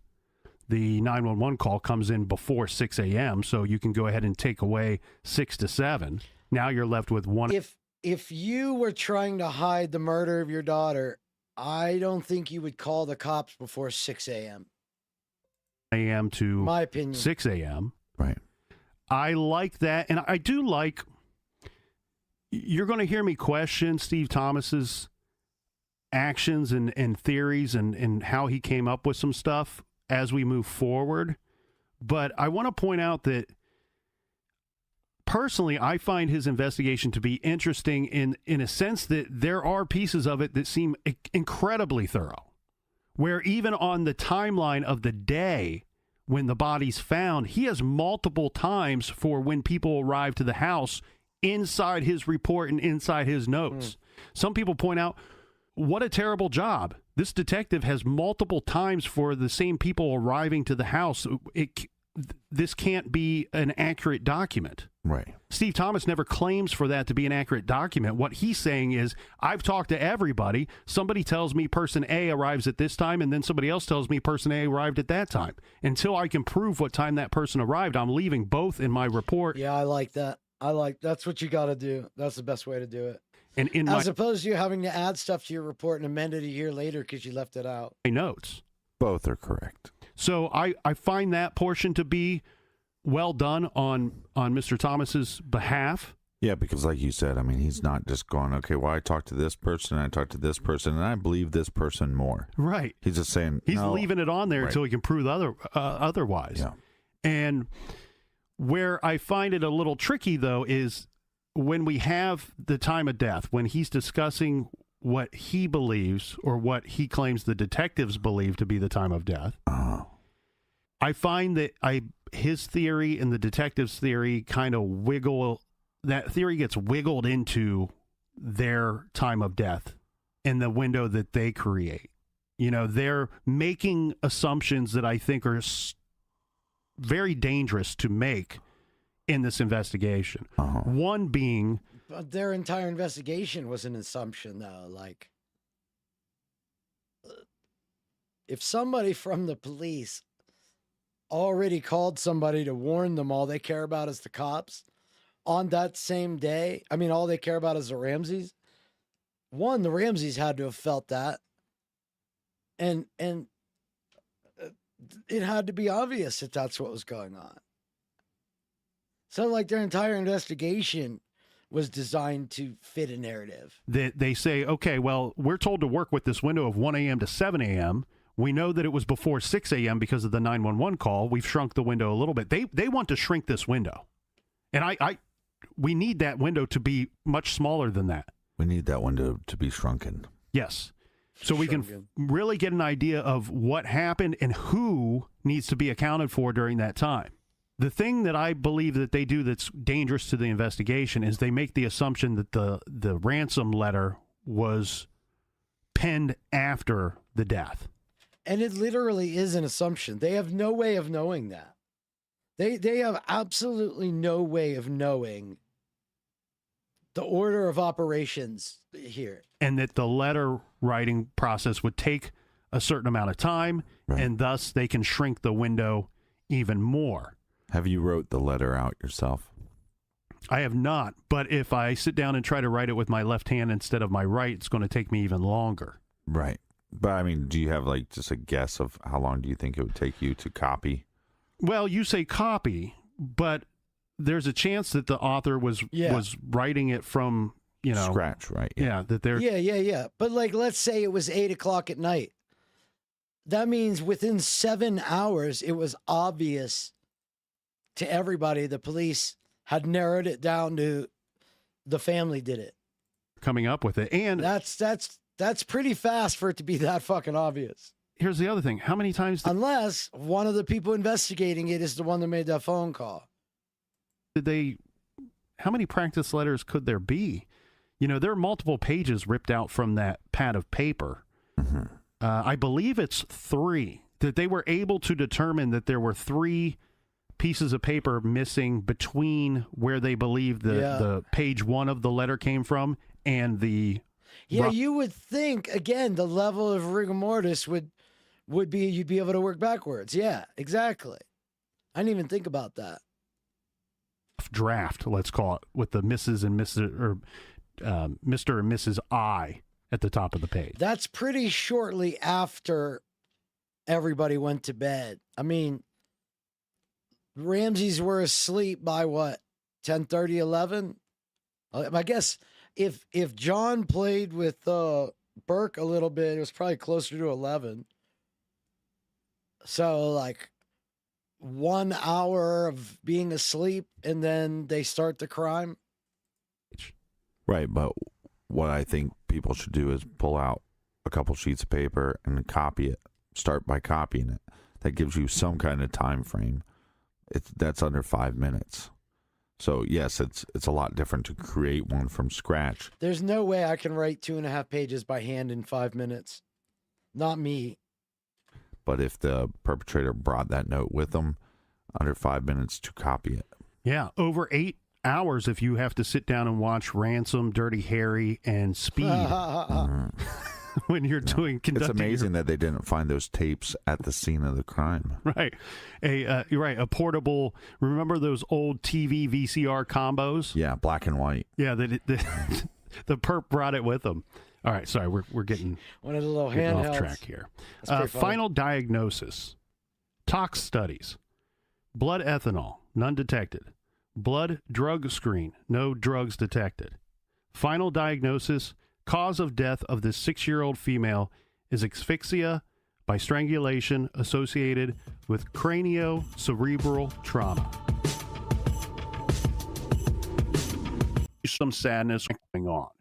If you're thinking of flight.com/garage. And it's real. Guarantee upgrade. Guarantee. We mean what? Connecting changes. Great in promo for new and existing customers. I also could not make so few writing errors. Fridge. Well, in our mouths as well. Picking up where we left off here, Captain, to put it quite frankly, just to muddy the waters even more in this case, we have basically 2 causes of death declared by Mr. Myers, MD. A term that we will probably be discussing quite a bit. I want to describe this to everyone just so we're all on the same page as we move forward. The term will be garrote. The general consensus being here that a garrote can be made out of many different materials, including ropes, cable ties, fishing lines, nylon, guitar strings, telephone cord, or piano wire, anything of that type of nature. A stick may be used to tighten the garrote. This is a Spanish word which actually refers to the stick itself. In Spanish, the term may also refer to a rope and stick used to constrict a limb. This basically is a popular murder weapon, and for sadists, it's a torture device. It's, unfortunately, a term that we've used many times on the show. Continuing with our exam here, Captain, the decedent is clothed in a long-sleeved white knit colorless shirt. The chest area contains an embroidered... She was put to bed in what she was wearing, correct?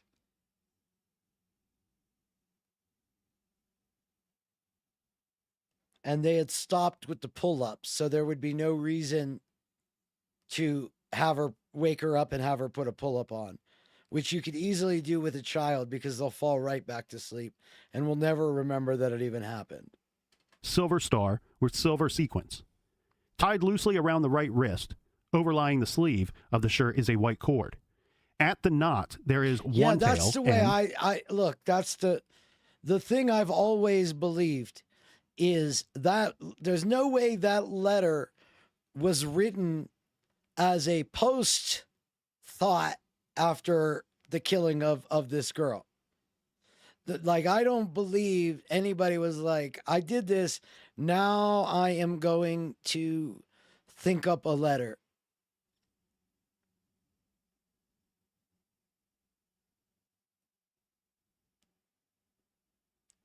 But I also don't think it was ever a kidnapping.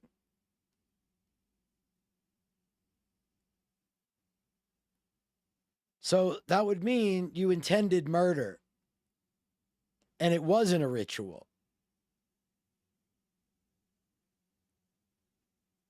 I don't know. That's an interesting piece of puzzle. Because it would have to, like, for all of that, it would have to be, if the letter was pre-written and it wasn't a kidnapping, then that was only written to, to me, that was primarily written to cover up a murder. So if it was pre-written, it was intended to cover up a murder. So it wasn't the ritualistic CP molestation ring. It was for murder. Even if it was CP ring, they were going to murder that girl. 5 hours of the family. That's what I thought while somebody was there.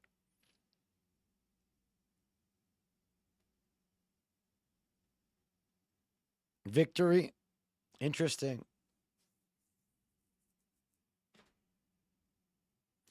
And then that would also, it would make me feel that, like, John probably had a good suspicion of who did this.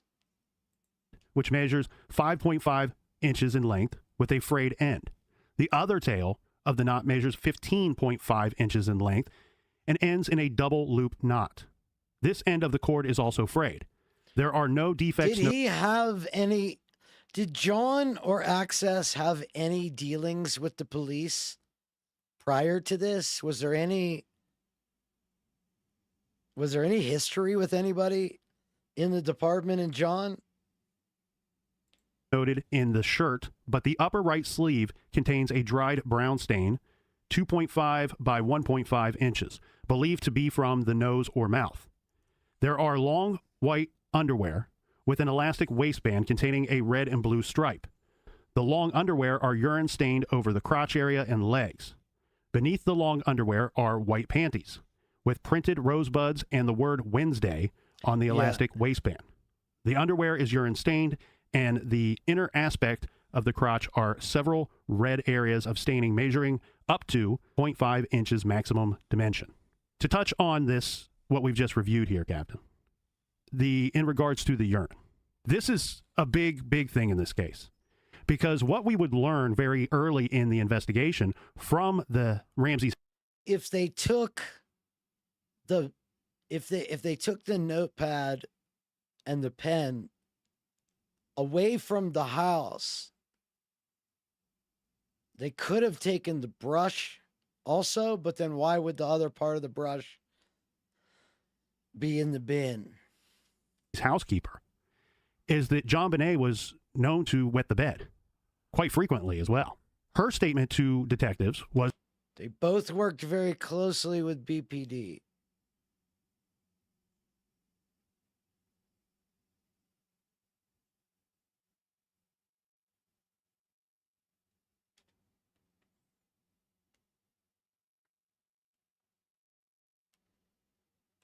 was that often when she would come in the morning, that Patsy would have already stripped the bed. Maybe that phone call was somebody that knew what was going on. Oh boy, Glenn Meyer could have taken it when he crashed their party on the 23rd. Bed, placing the sheets in the washer, and then when the housekeeper would get there, you know, she'd transfer them to the dryer, sheets are dried, and then apply them back to the bed. And this was at times a daily routine. I believe her statement was that I as I said last time, I went through this with my own child, so I know this process. And even if you would be frustrated, you would never get mad at the child. You would never take it out on the child. this was a daily routine leading up to about, at least I don't think I did, 30 or 40 days before the murder. And it had just kind of gone away. It was almost like JonBenet had grown up from that she was no longer wetting the bed. I might be mistaken, but I think at one point she was not wetting the bed, and then she started wetting the bed again. That's exactly right. Happens. That's the same thing that I heard, and I believe that was the statement from the housekeeper. The detectives also found pull-ups. You know, like they're not quite diapers, they're for older children. Yeah, I wear them. I wear them to concerts, so I don't have to take a break to go to the bathroom. I don't want to miss anything. Now, I wear them when I'm in the garage. There were pull-ups found in the home. And there was some question if JonBenet was known to wear these. I'm guessing that she would. I don't see why pull-ups would remain in the house when you have children that are 9 and 6 years old. Just look at the pictures of their house, man. It's a mess. That's true. Like, if first of all, pull-ups are fucking expensive. And if you bought them and you stopped using them, you wouldn't just throw them out. You'd probably keep them just in case maybe you were going on a road trip or to a hotel or something. True. It's a hot mess. Yes. One of the reason why we point this out here is, I mean, they did travel for all those events, so they stayed in other places. I could see using those at a hotel so that you don't have the issue. That one of the big theories that has lasted all these years is that JonBenet wet the bed that night, and in, you know, anger, in an impulsive reaction, Patsy freaks out. So impulsive that she freaks out and kills her daughter. And then they stage an elaborate cover-up because they're mastermind criminals. Got it. Okay.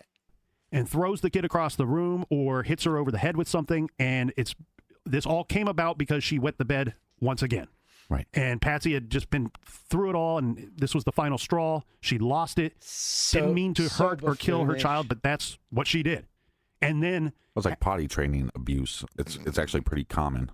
Like even people that you wouldn't think would hit their kids or be violent towards their kids, they can be if the kid is not being potty trained correctly or is not able to do such. Right. So we have to address this because we do have in the autopsy report from the external examination that there was urine on the clothing. Mm-hmm. I do want to point this out, though. We should be clear here that this could have come up. I can tell you, if somebody was assaulting me and my hands were fucking tied, I'm pissing myself. At a bare minimum. At a bare minimum, I'm pissing myself. About at any time. It doesn't necessarily mean that she 100% wet the bed that night. No. This could have she could have wet herself during an attack. That's extremely common. She could have wet herself after, in death. Yeah. So to point to that and say, hey, she had to have wet the bed, and this is the explanation we've come up with due to that fact. Again, I think that's a dangerous assumption to make in this investigation. To further this out a little more, and I hate to throw the warning out there that it's going to get a little gross because it seems only sensical because we are discussing an autopsy, but or the fact that our show is called True Crime Garage. In the when discussing her wetting the bed, there's also reports that she has defecated in the bed before multiple times. Mm-hmm. There's also statements that this is weird. That is weird. Shitting your bed, unless somehow you got some sort of serious digestive issue, shitting your bed is more of a fucking drunk asshole thing. Or who was the chick that was with Johnny Depp? Amber Heard. Burke. Amber Heard. Maybe she's a young Amber Heard. Would defecate in JonBenet's bed. I don't know either one of those to be true. It seems to me like the one that we can really hang our hat on here that seems to be the most true is the bedwetting situation. This is brought up by multiple people. And the other bit, I can't say for certain that I believe either one of those. Now, what would be pointed out during this investigation, and these aren't my words, but bedwetting, defecating in the bed, things of that nature, it was pointed out that sometimes that is what you would see when somebody is being molested. Not only molested, but usually when they're being molested by somebody within the home or within the family.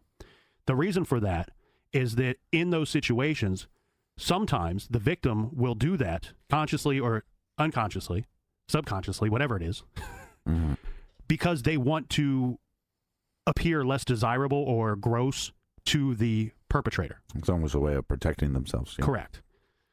That, I point that out because that is one of the theories as well in this case.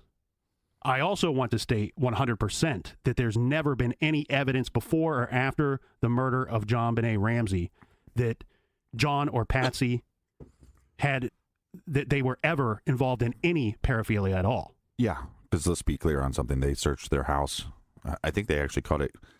I think the idea that they searched the Ramsey house and there was zero porn that they found, probably an indicator that they weren't into some like extreme deviance. There was one magazine that called this murder kitty porn murder. And they searched the house for porno and they did not find any. Right. So, and then there's also a rumor that they had all these.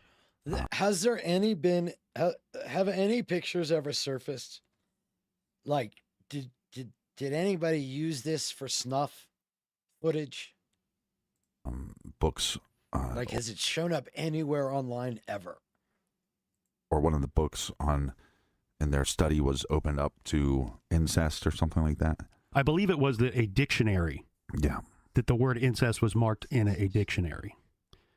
I question that one too, Captain, because that's one of those ones that you hear in more salacious reports. If somewhere in a dictionary they secretly circled incest,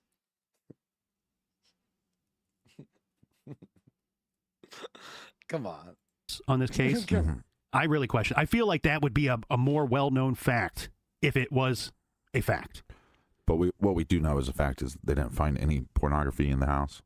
Right. And to top that off, both parents have other children. There's never been any complaints by any of the other children that Patsy or John was ever involved in anything like that. And to further that out even more, we have Melinda on record multiple times saying her father just wouldn't be capable of such an act and that he, be it murder or molestation. While we're on the subject, though, of the bedwetting situation, one thing that I did find particularly strange in this case, and this is well reported too, that JonBenet Ramsey had 27 doctor visits in the course of the 3 years leading up to her death. On an average, that puts her at like 9 a year. That's a crazy amount. The doctor, when asked about this, states that was for the pediatrician, states that these were for all normal reasons. She did have some sinus issues, I guess, that would be cause for reoccurring visits. I also wonder, too, we know the situation of the accidental time when Burke hit her in the face with the golf club. Yeah. In the face. In the face. That in itself, though, I want to point out, just something like that requires multiple doctor visits. I was looking for like a straight up list. Yeah, if there were stitches, you have stitches, then you have to remove the stitches. Well, we know that she went to we know that she went to a plastic surgeon. What other words? What other words are on that page? Dictionaries don't have one word on a page. Like you pointed out there, that starts with an initial doctor visit, referral to somebody, consultation, the surgery, a follow-up. Right there, you have 4 out of the 27. Well, and you have a stay-at-home mom. So I think Yeah, maybe for people that are, everybody's working and there's not a lot of money, little things you're just going to let go. But when you have the time to take your daughter in for every little thing and you have the money to cover it. Wait, let me ask you this. The pediatrician that they're talking about, JonBenet's doctor, is that the same one that was feeding pills to Patsy like they were candy? Like she was Ronnie Jackson at the White House? I don't think that's unreasonable. External evidence of injury, located just below the right ear at the right angle of the mandible, 1.5 inches below the right external auditorial canal. Is Patsy a drug addict? Now, is a small rust-colored abrasion. In the lateral aspect of the left lower eyelid is petechial hemorrhaging. I'm going to skip some portions of this autopsy report, So Captain. the person that was feeding Patsy Pez Valium was the same one that said JonBenet had no history of sexual assault. So the person that confirms medical history and decides or even writes down that she's being assaulted was close friends with Patsy all of a sudden, or for a while. Okay. All right. Oh, that's sketchy. Because there are multiple pages that go through all of these petechial hemorrhaging and all the hemorrhaging that takes place. We know that we've already discussed that strangulation was involved, and anybody that's listened to this show or other true crime shows knows that hemorrhaging occurs during those types of situations. But to specifically describe some of the report here, this part I believe to be important. Wrapped around the neck with a double knot in the midline of the posterior neck is a length of white cord similar to... That's not a... Was it a double knot? Was it an actual double knot or was it something else? Like, that's probably an important detail of the type of knot it was. That described as being tied around the right wrist. This ligature cord is cut on the thing tied around the wrist on the one side was not a double knot. On the right side of the neck and removed. A single black ink mark is placed on the left side of the cut and a double black ink mark on the right side of the cut. Okay, so that portion of that last two sentences of his report are describing the pathologist's actions. Mm-hmm. He's saying, I removed it by cutting it, and then I placed markers indicating where the cuts took place. What if the one mark on the cheek is the marker? That's fucked up. The knot is left intact. Extending from the knot on the neck are two tails of the knot, one measuring 4 inches in length and having a frayed end. Wait. The pathologist's actions. Mm-hmm. He's saying, I removed it by cutting it, and then I placed markers indicating where the cuts took place. The knot is left intact. Extending from the knot on the neck are two tails of the knot, one measuring 4 inches in length and having a frayed end, and the other measuring 17 inches in length, with the end tied in multiple loops around a tan brown wooden stick, which measures 4.5 inches in length. This wooden stick is irregularly broken at both ends. And so he could have just tied it off at the knot, and that other side means nothing. There are several colors of paint and varnish. But if it's frayed, it was cut somewhere. On the surface. Right. Printed in gold letters on one end of the wooden stick is the word Korea. The tail end of the other word extends from beneath the loops of the cord tied around the stick and is not able to be interpreted. Blonde hair is entwined in the knot and in the cord wrapped around the wooden stick. It appears to be made... Hair is inside of the knot.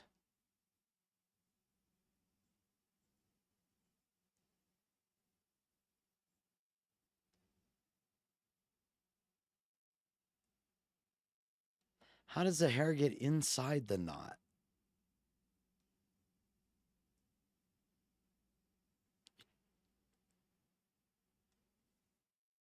Inside the knot on the garrote. How does it get inside? You'd have it pre-tied, right? Unless it's loose and it tightens. If it's a loose something that tightens as you pull, because I would think that you're twisting this thing that has a knot on it and you would rip hair off, but I don't know how it would be inlaced in the knot. It was made over top of her.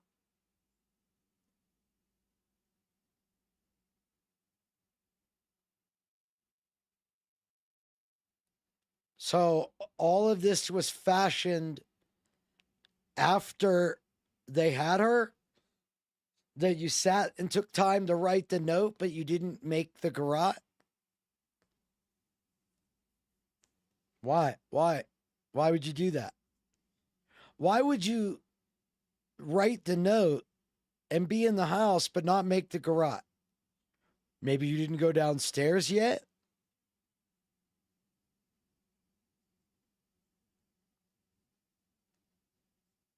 I mean, I don't think the garrote was an afterthought. Of white synthetic material. I still am struggling to understand the order of operations. Also secured around the neck is a gold chain with a single charm in the form of a cross. Examination of the right extremities is unremarkable. On the middle finger of the right hand is a yellow metal band. Around the right wrist is a yellow metal identification bracelet with the name JonBenet on one side and the date 12/20. Yeah, no, I get that. I get that. Oh, you mean the paint, the broken shards of the wood were found around the body. Is that what you're saying? 2596 on the other side. This was a gift from her aunt, I believe from Patsy's sister. And I mean, just there's these little sad, heartbreaking points in this case all along the way that just remind you of the pure innocence of this little girl. And, you know, here she is. But wait a second. Then why would the brush part be in the bin? Unless you tried to make the garrote and realized that the handle was too long. Like you broke next to the paint tray. Yeah, so that could have been done long before when the letter was written. Like, if you premeditated this, you would already have all the knots tied. You would already have everything. And that would be why the knots around the wrist fit not as if they were tied on the wrist. Okay, so like let me go through this and see where it takes me. So if I'm premeditating this to a point where I already know I'm going to write this fake letter, then I probably know how I'm going to do the crime and the actual physical portion of it, which means I've already pre-planned the binding of the arms, the garrote, all of these things. You pre-planned all that. And if you pre-plan all that, then you're there early, you already have the letter, you would go ahead and produce the knot.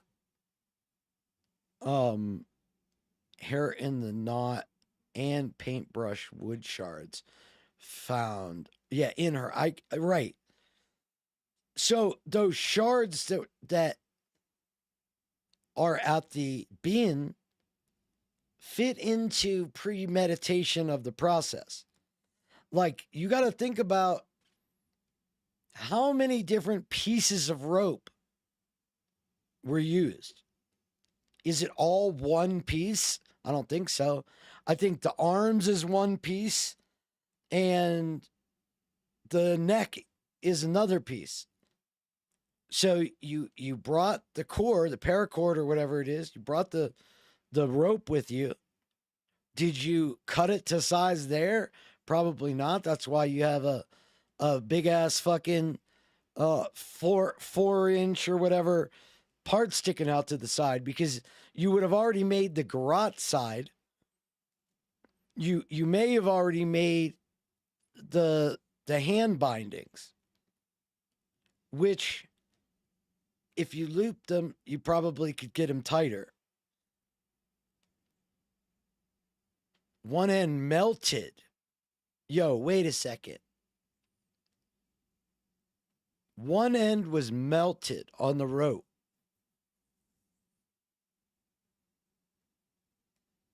Where was that?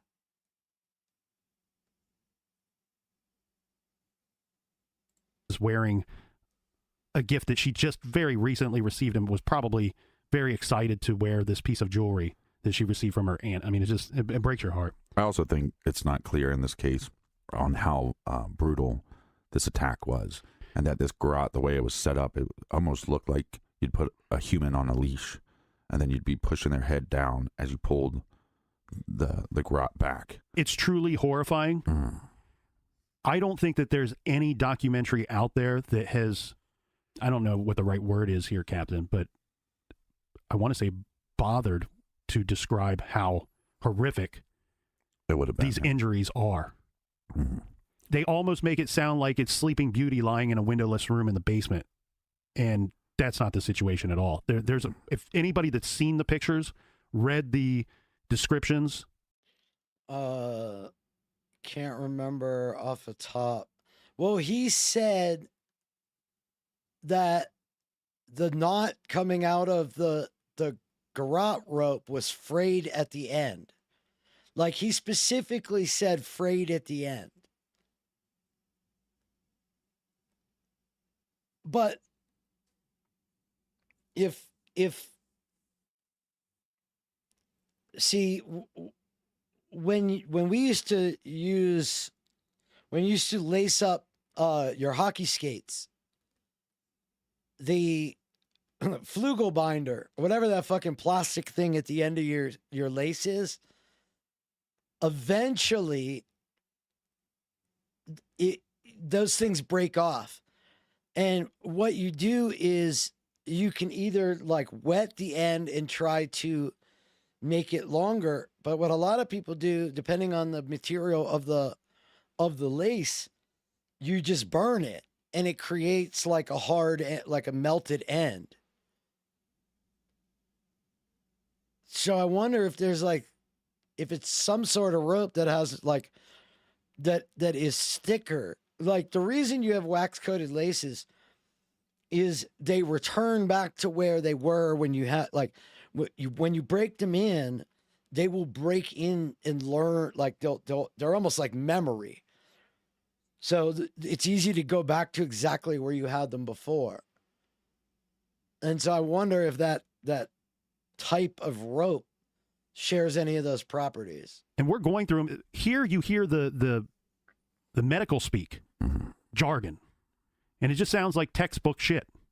But really, in lay terms, it's a horrific attack on a tiny little person. Yeah, there's actually 2 marks on the neck, one at the lower part of the neck, and then at some point that became free, and they go in deeper. And there's actually a couple of pictures that you can see how deep the rope goes around her throat. It almost disappears. Yeah, and the line that it left at the midline of the throat after the fact. Yeah. I mean, it looks like somebody took a... I thought they said they couldn't find any matching rope in the house, but I can be wrong about that. Maroon marker, a maroon Sharpie, and just drew a line across somebody's neck. That's how deep it looked like the cord was going into the neck. There was a red ink line drawing in the form of a heart that was found located on the palm of JonBenet's left hand. The fingernails of both hands are of sufficient length for clipping, and we already discussed that they... Of course, they couldn't find JonBenet. I'm to expect they would find anything else. The same clippers to clip all of the fingernails. Now, you said that there was nothing found underneath the nails, but I thought there was some DNA and possibly some blood that was found underneath the right hand's fingernails, showing that... The right hand is the one that I said looked darker than the other one, showing that she struggled with somebody at some point. You're correct. There are multiple reports on this detail of the investigation. The bit that I gave you was Steve Thomas's report, one of the leading detectives. So wait, so the guy who was so thorough that he puts all the different things, his report didn't put different things on the DNA? I don't know what is the real true answer, What I find interesting is that he follows up his report by saying, we later learned that all the fingernails were clipped with using the same clippers. Right. Again, I think that points to his thoroughness of saying, whether this is right or wrong, this is what happened. Yeah, whether it's right or wrong, this is what happened, and then to add to the weight of that, question everything because this also happened. Right. What's the best way to describe the because there was some, I don't want to use the word damage to the vaginal area. Yeah, he really struggled to say that. I don't think that damage is the right word. Well, would you say indication of? I've actually seen this disputed multiple ways. One claims that there's evidence that there was at least some kind of touching to the vagina area. Digital manipulation. Yeah, at the time of death. That's what Cyril said. Then they also use the word chronic. Now, when you hear the word chronic, you think, oh, well, this is weeks, going on for months. A long time. No, this term would have made sense to meaning that there was something that happened to her days in advance. One of the medical examiners thought that this would happen basically, most likely, an individual putting their finger inside of her vagina on the 22nd or the 23rd. Now, other medical examiners have stated that some of this bruising could be due to hygiene. The bedwetting. The irritation, yeah. Of having urine-stained clothing on the skin, right up against the skin. One sometimes. Well, and the funny thing is that I think it was the Memphis 3. I can't remember. 3 people went missing. It's a major crime. It happened in like the early 90s. And that was the same thing. That like the guy telling the story, I think, was a cop, and he was like, yeah, that kind of thing happened to me too. And it's like, what the fuck? You get rashes, and so then a mother would use, they would get some kind of medication to put on the rash, and you could then, that's where you could get some digital, what do they call it? Well, I think to put it pretty as clean as we can would be to say that the reports out there state everything from I think those were the early days of key fobs. Chronic molestation to something as little as irritated skin that could come from urine-stained clothes or right. But let's be clear vigorous about this. Wiping. Right, but let's be clear about this chronic molestation. This is not. There was no signs of. There's no scar tissues to prove that she was molested for weeks and months and years. Not true. We're talking about the time of her death and probably once a couple days before. That's all they prove. It also seems like there was wood fragments found in her vagina as well. I didn't personally see that in Dr. Meyer's report. Yeah, I think I saw that from Lou Smith. He does reference fibers as well. So again, with this, that also, if you think about it, could be transfer from digital. With this area of the body, it's really up for to debate, really. Depending on who you talk to, this represents any number of things. What I feel that I've seen and heard the most, so I'm going to throw this in the batch of general consensus, would be that, just as you pointed out, that this is something that occurred either at the time of death or shortly before, and it could be anything from as terrible as digital manipulation or something more vigorous wiping or hygiene. No. I'm ruling all that out.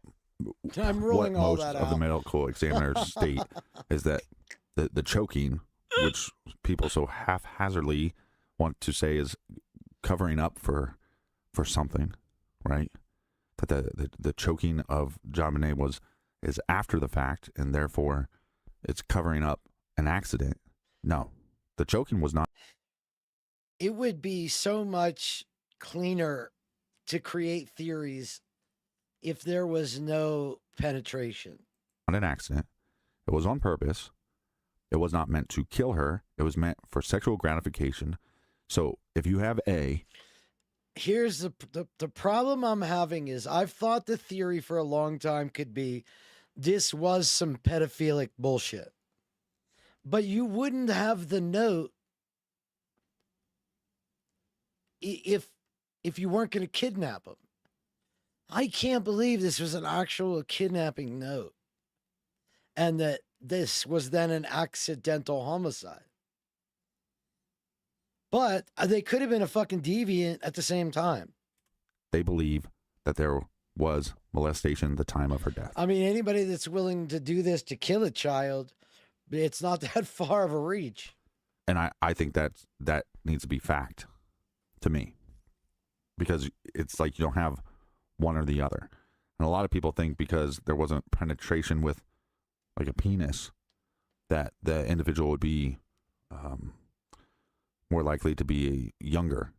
Or a crazed or disorganized offender. You typically see that in those types of murder cases. So you can't have a crazed individual offender and somebody that wrote that letter at the same time.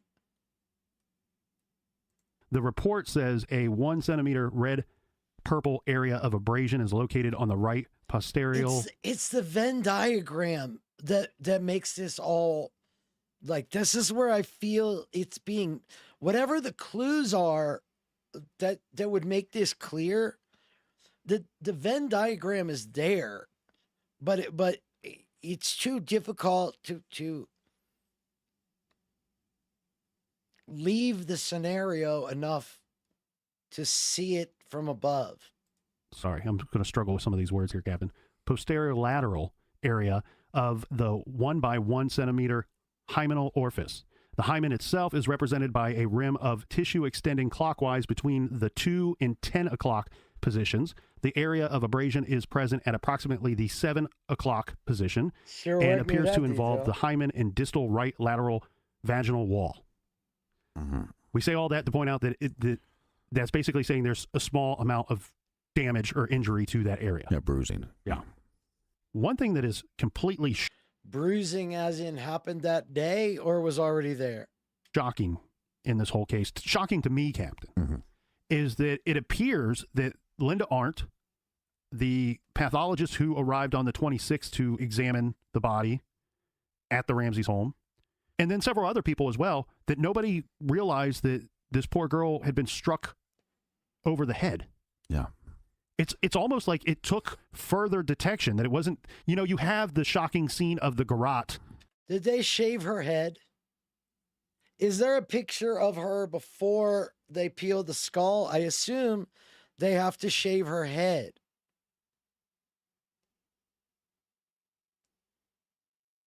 No sign of bruising.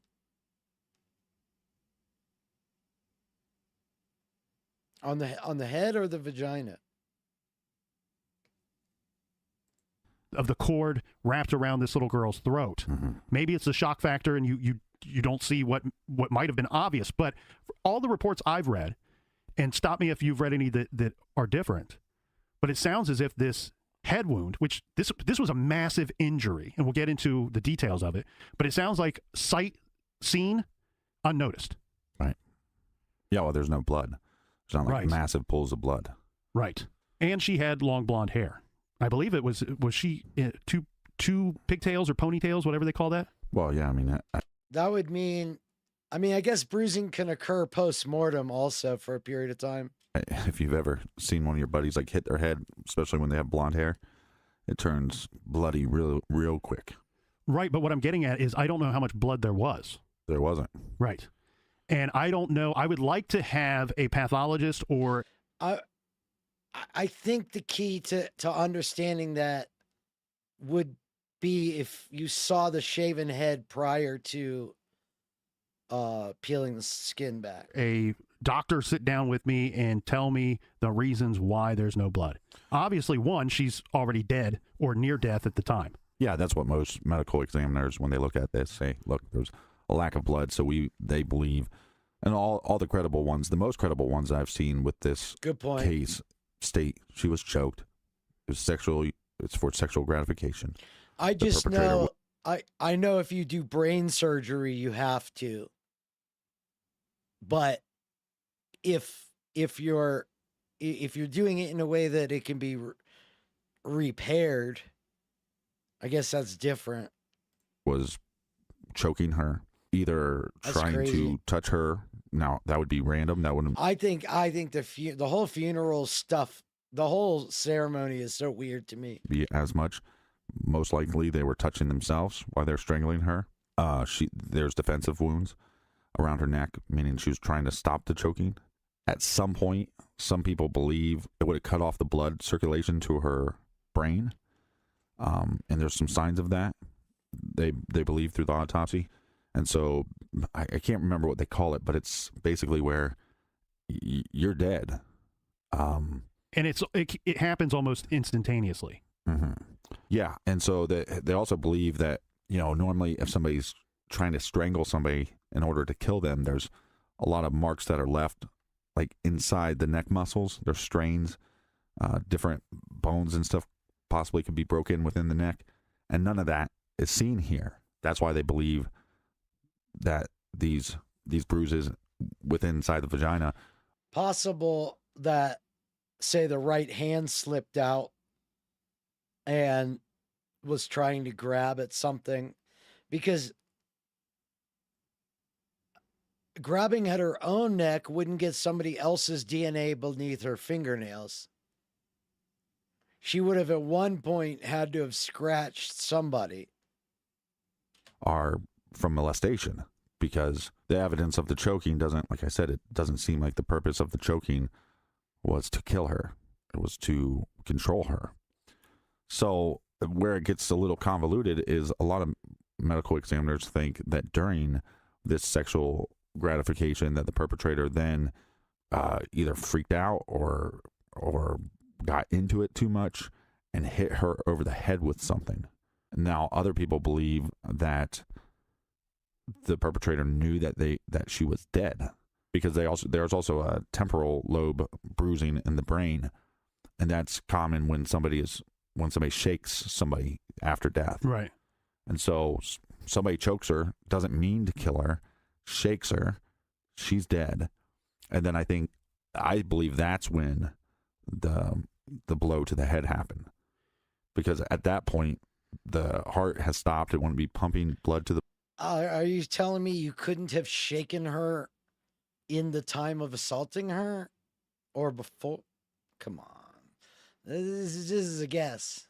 To the brain. This is fitting the narrative.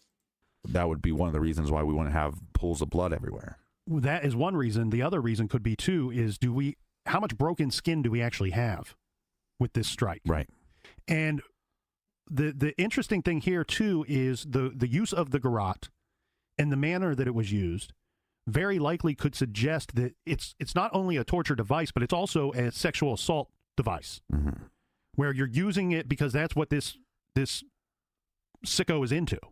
And sometimes we see this a lot in a lot of cases that we've covered, especially with serials, that they will often choke someone almost to the point of death and then allow them to receive air and then choke them again. Right.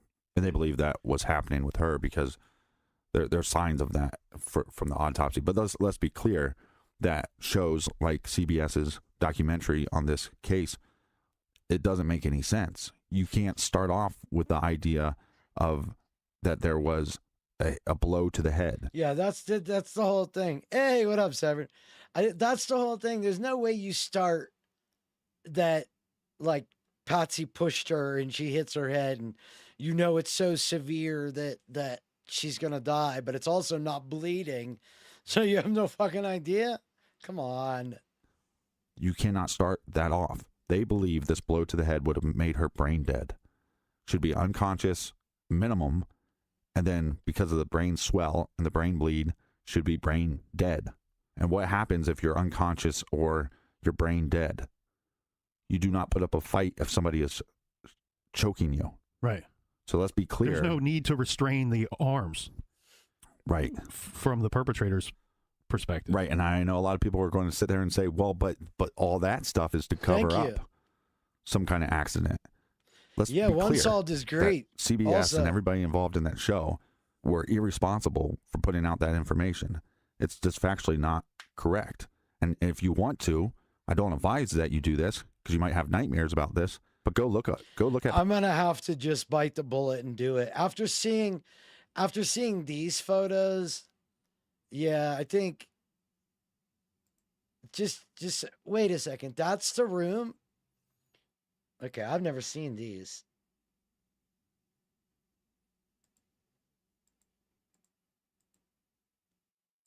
Wait a second. Sarawak, what a piece of shit Sarawak is. Listen to this. Listen to this piece of shit.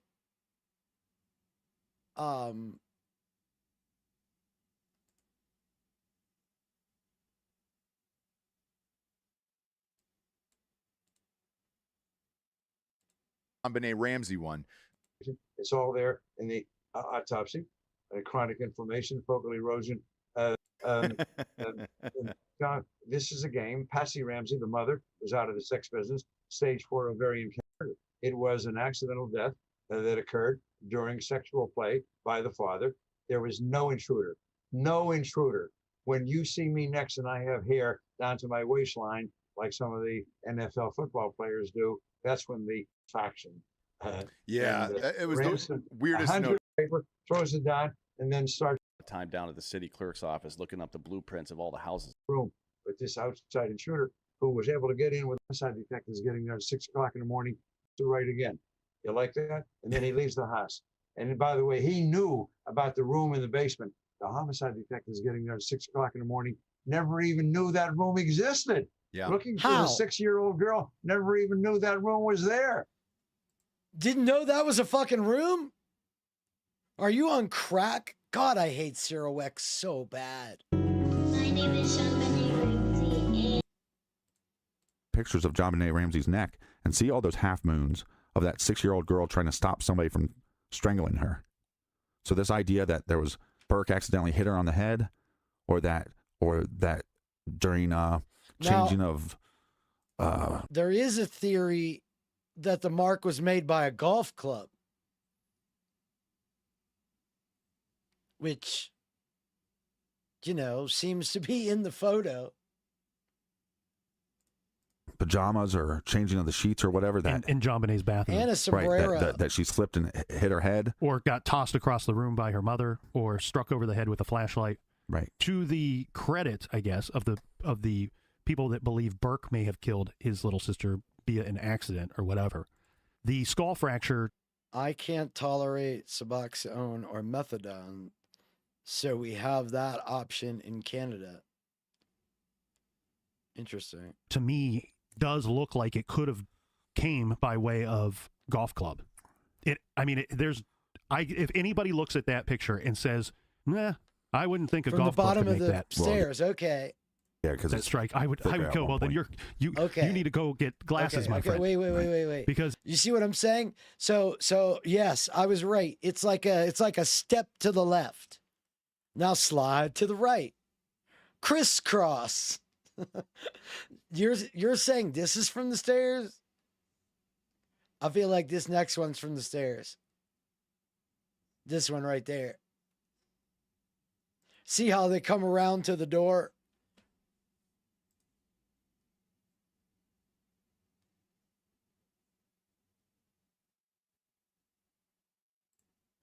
It's straight up in the dimensions. So let's describe this, because not everybody's going to be fully aware of this.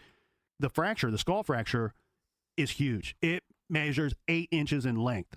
And the way that this works out is this the light? She would have been struck on the... Is this the light switch? Is this... What the fuck is this thing that's plugged in? Detox, not maintenance. No, you're good. That's rough, dude. That's rough. Fucking withdrawals are brutal. The psych meds I was on, I tried to wean myself off of them, and there was no way to fucking do it.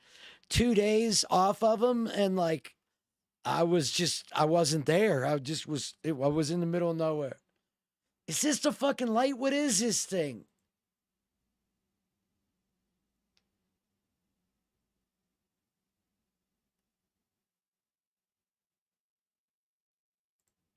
Top of her head, but it's more to the right side. The right side of her head, yeah. Yeah.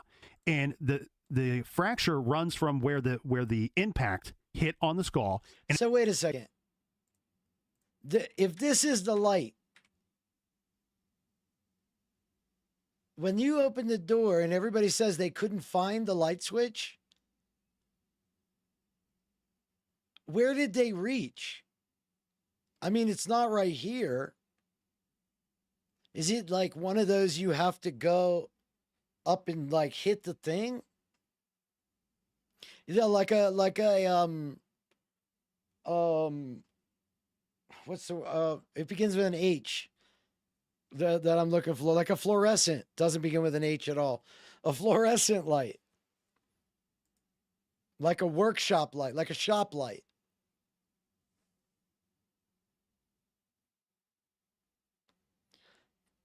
That doesn't look like where you would commit a crime. Why is there a bike in there?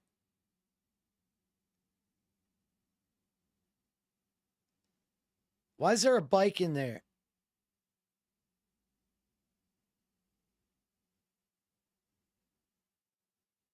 Why is there a bike right there?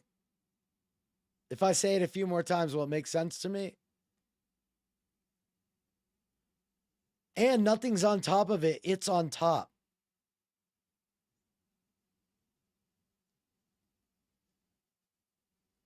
Of all places where you store stuff, why would you store a kid's bike in there?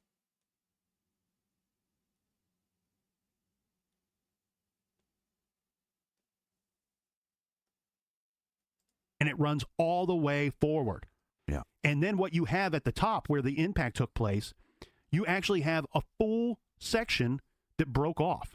It runs 8 inches in length total, but from where the point of impact, what we have here is picture a skull where you have a crack that runs down the majority of the right side of the It's skull. old bike. Yeah, okay, At but the wait. top of that. Why again, why would you take it from wherever it would just be next to the other bike? Because they don't clean up. Like they just throw shit everywhere. It's just, that's so weird to me. Another thing that bugs me. That's okay. Lots of things bug me. That crack where it stops, you have basically a rectangle shaped piece Okay. of the skull that fully broke off on all four wait a sides. second. And that piece, That to me, this is in the knot. This is not in the knot. This was tied around her at the time. This doesn't have to have been. These are different. This was obviously done like at her. This can be the twisting.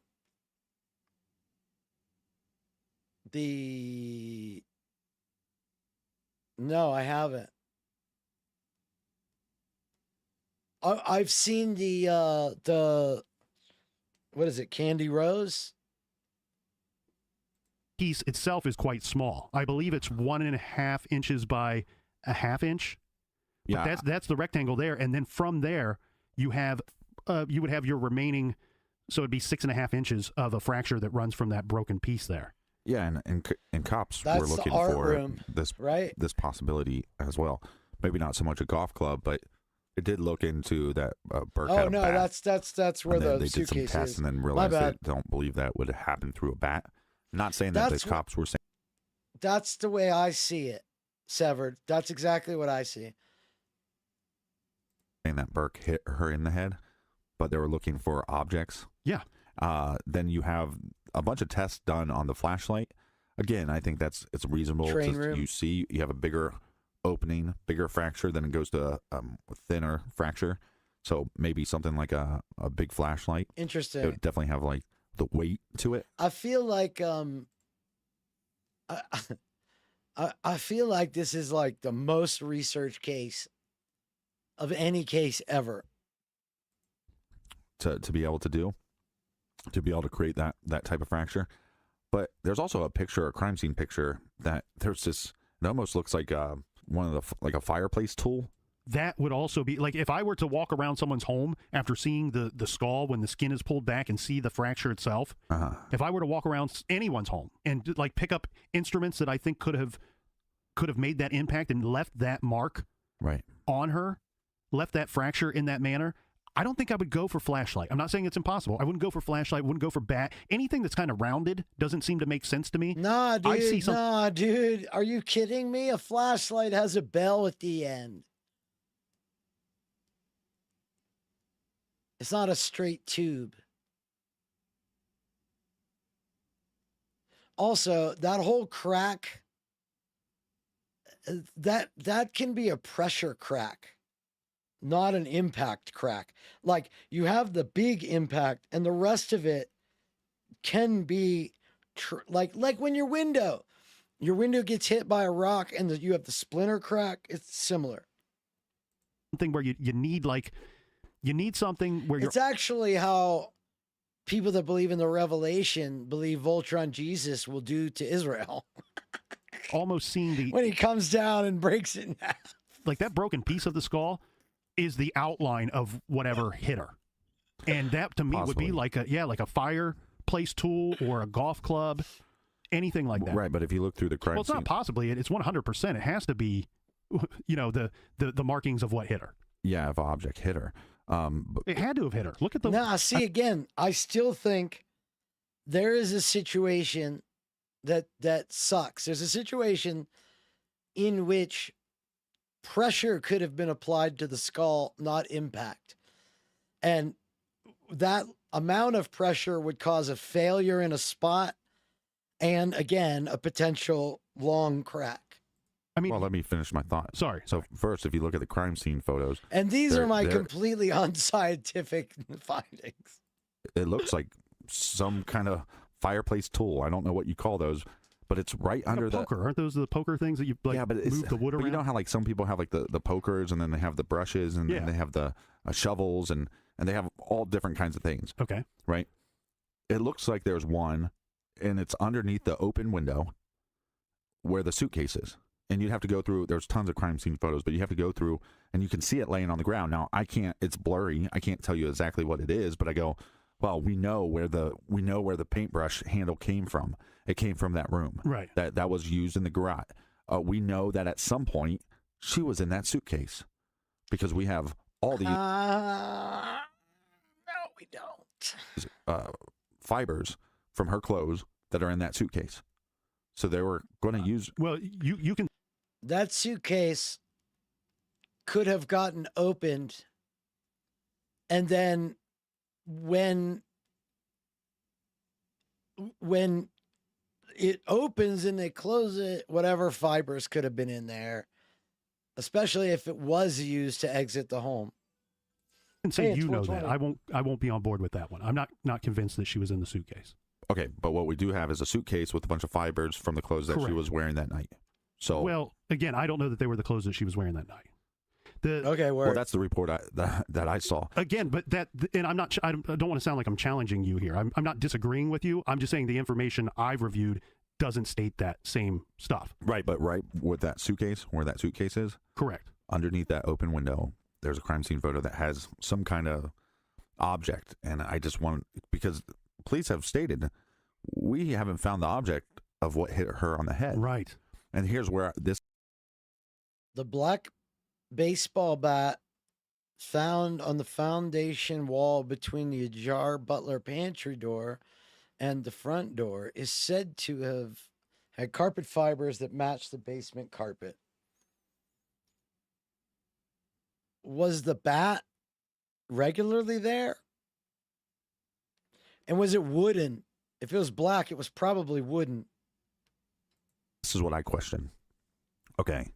It all has to work on some order. Like Lou Smith. And why would you have a wooden bat unless it was a commemorative bat of some sort? Nobody in the world plays baseball with wooden bats unless you're a professional. Even fucking college played with, I don't know if they still do, but they played with aluminum bats. Smith. Mm-hmm. Keep calling him Smith.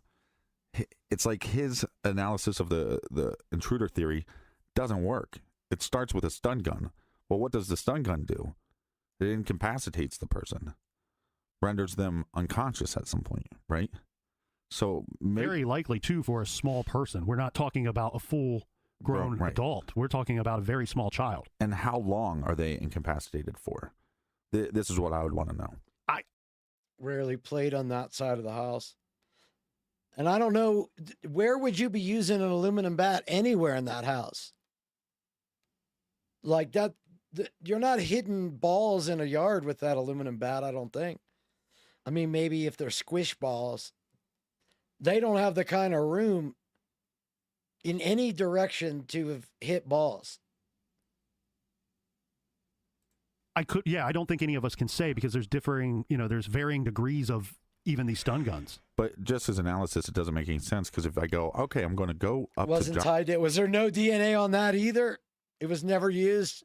It was wiped clean by the Ramseys as master criminals. I'm in a bedroom and I'm going to hit her with this stun gun, and that's what's going to allow me to take her downstairs.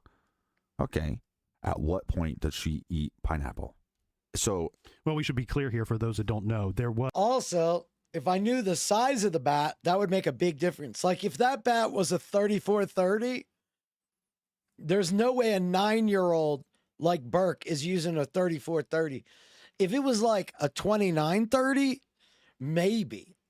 So like it would totally make a difference what the bat was. A substance found in JonBenet upon the autopsy findings. I don't know if it's a consensus. Much more yard on the south side of the house than the north side where the bat was found. Sure, absolutely.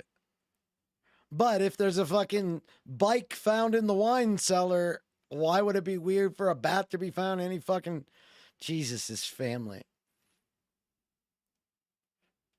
Practice knocking balls near the garage. Yeah, like what? That's like where? In the back alley? Burke's bat was found on the south side of the house. So it wasn't Burke's bat. Suggests that she ate pineapple or a substance that resembles pineapple shortly before her death. I would assume if it was marked as some sort of evidence that it would be marked the dimensions of the bat. These fucking cops suck ass. Right. It was undigested. Right. And then we have crime scene photos that have a bowl of pineapple with milk, which I've never heard of. If my mother fed me pineapple, it's just pineapple in a bowl. Pineapple and milk, I'd probably punch her. Cottage cheese and pineapple? Okay. Well, I don't. That's weird. I've heard of yogurt and cottage cheese, but never milk. I think it's milk. Again, don't quote me on that. But but my thought is, okay. Maybe it was cream for the tea. Okay, well, Lou Smith's intruder theory, have her get downstairs. She wakes up. She's supposed to be met by Santa Claus at some point. She goes downstairs. She sits at the table. She makes herself some pineapple. Maybe she doesn't make herself some pineapple. Maybe Burke made himself some pineapple, but he went to bed. He didn't finish it. So she sits there and decides, well, I'll eat a piece of this. That's when the intruder would have to come in contact with her. Right? Yeah, I agree. Woke up in the middle of the night, went downstairs, ate some pineapple, went back upstairs. It's possible. I mean, literally, we don't even know if there was actually pineapple in her system. The stun gun, but again, the stun gun doesn't make any sense because once you start trying to control her with the garrote, you need defensive wounds. I do want to point out here, though, too, the purpose of the garrote may not be, yes, it's control, but not in the manner that I think that some might be thinking. It could be straight up for sexual assault, right? Type of control. And I'm not going to go into it too much. I mean, maybe on off the record or something. I don't feel comfortable discussing what the garrote itself could have been used for. The thing I will put my stamp on here, though, well, before we get into that, let's point out that where the stun gun idea comes into play is that there are pictures. There were, unfortunately, or fortunately, I guess, depending on how you want to look at it, it's incredibly degrading to the victims involved in this case. But autopsy photos. The victims involved in this case, I guess you could call the family victims. Photos were leaked to the press at some point, and you can view them online still to this day. Based off of that, we have Lou Smith, who later says, look, you see these two little, what look like little prong marks. He said, these came from a stun gun. Now, you have other experts. You have Dr. Warner Spitz, and I'm trying to think of what he's most famous for. He's done so many different cases, but Warner Spitz, where our listeners would know him the best from, would be from West Memphis 3. He was the one that later viewed the photos and said, hey, these marks are bite marks from turtles. Mm-hmm. So that's wait, they did find their bodies. That's the next case. That's the next case. If that's the case I was listening that to. dude. He says when he views these photographs, these are not stun gun marks. He would expect what he's looking for is a stun gun basically is leaving an electrical burn type mark on the skin. Yeah, he says that what he's seeing does not appear to be a burn to him. I don't see that on her back. The marks on their back that a lot of people think are like maybe a train track set. No, that one was solved. In the room that she possibly was molested in. That's the other thing too. She has multiple scrapes and stuff on her back and marks on her arms and stuff like that. Basically, that she was squirming during the time that she was molested. And so could she got these marks on her back at that point? Yes. But the marks on her face, to me, I see what looks like a burn between the two marks. And you would expect a good deal of struggle and squirming if, in fact, she was being choked and there was some type of sexual assault prior to death. Yeah. This is what I said I was going to put my stamp on here, Captain. Reviewing the pictures of the skull, I don't know science. I'm not a pathologist. I'm not claiming to be an expert. You take this for what it is. It's some dumb guy in a garage giving his opinion. Yeah. Wait, no, I should go then. Yeah. Should be my turn then. But what my opinion is based off of these photographs, the damage. Yeah, that's what I heard. That the pathologist said that to the skull, man. I don't think that Burke would have had the strength, regardless of weapon, to create this type of damage in one single blow. This looks to me to be one single solid hit to the skull. We talked about that last week. Okay, so the deduction I guess I had was correct. If this glass was already broken, right, but like settled, then when the window was open, then it would have hit the pipe and more glass would come out. That is super logical. And also how it wouldn't have gotten repaired, that the weather was coming in. It still bugs me that like you would allow that amount of weather, like the temperature, like if you're trying to regulate your house in the winter in a house like that, and you're not even going to put a piece of cardboard up, but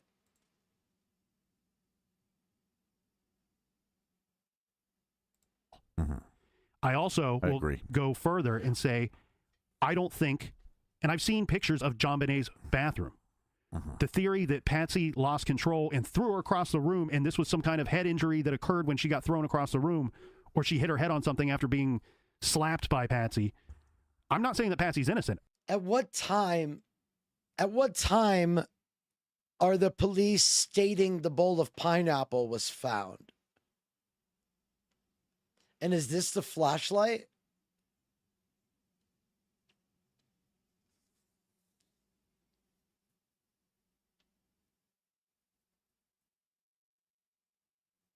What I'm saying is this injury did not come from anything like that, in my opinion. This is a single strike, a very violent. I used to own, I might still own, it might be under my seat in my car. I used to keep it as a weapon. I had like a 5C cell, but I think cops used to have a 5D cell. It looks somewhat thin, but I'm no expert. What is this? What's this half-eaten meal? So it could have been anybody that was there made themselves a fucking bowl of pineapple. God damn it, these people. I hate this case. God damn it. Strike to the head, single strike with a lot of strength behind it and a lot of force behind it. The other thing I will say too. That looks like one of those. That looks like one of those jelly packets that you open. Anyone to go out there and look up the garrote, or what they are calling a garrote. They would have cleaned it up beforehand. Because what I see here This is one of those rare times in the case where you see some level of criminal sophistication. And what I mean by that is this weapon, this torture device here. Oh, yeah, you were dead on. This You were dead on. That was just the dude. The guy fixed Hoverstock was like, I need a snack. And Hoverstock's so fucking weird that he made pineapple with milk. What the fuck? Somebody should arrest this man for that crime as it is. And who uses a glass to make tea? You wouldn't be able to hold it. It would be hot water. No,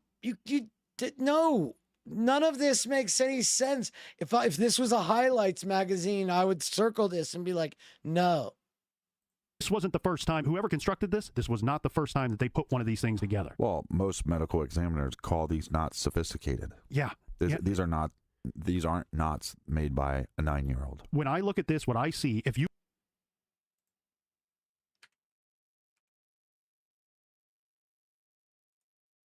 Good old Kleenex.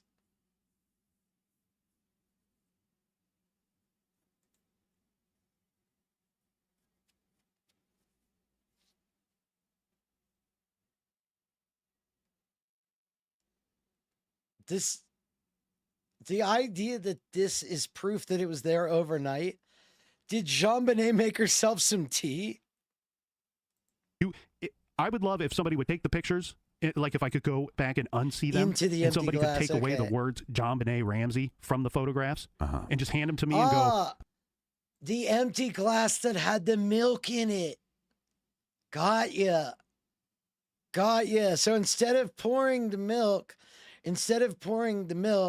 directly into, or it could have been somebody else's glass, but he could have poured the milk into the glass and then, interesting.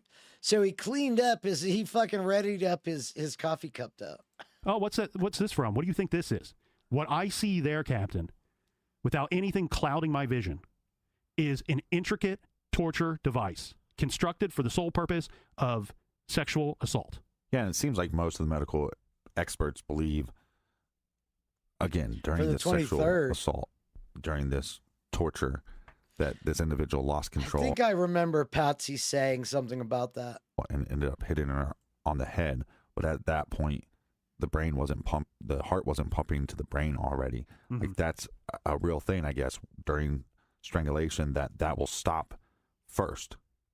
And it slows it along the way. Yeah, and it's still, the person's still alive, technically. Is this, what is all this other stuff? What is all this other stuff? All the smut. That looks like a fucking fingerprint as it is. Right? Like, surely that's a fingerprint. Surely.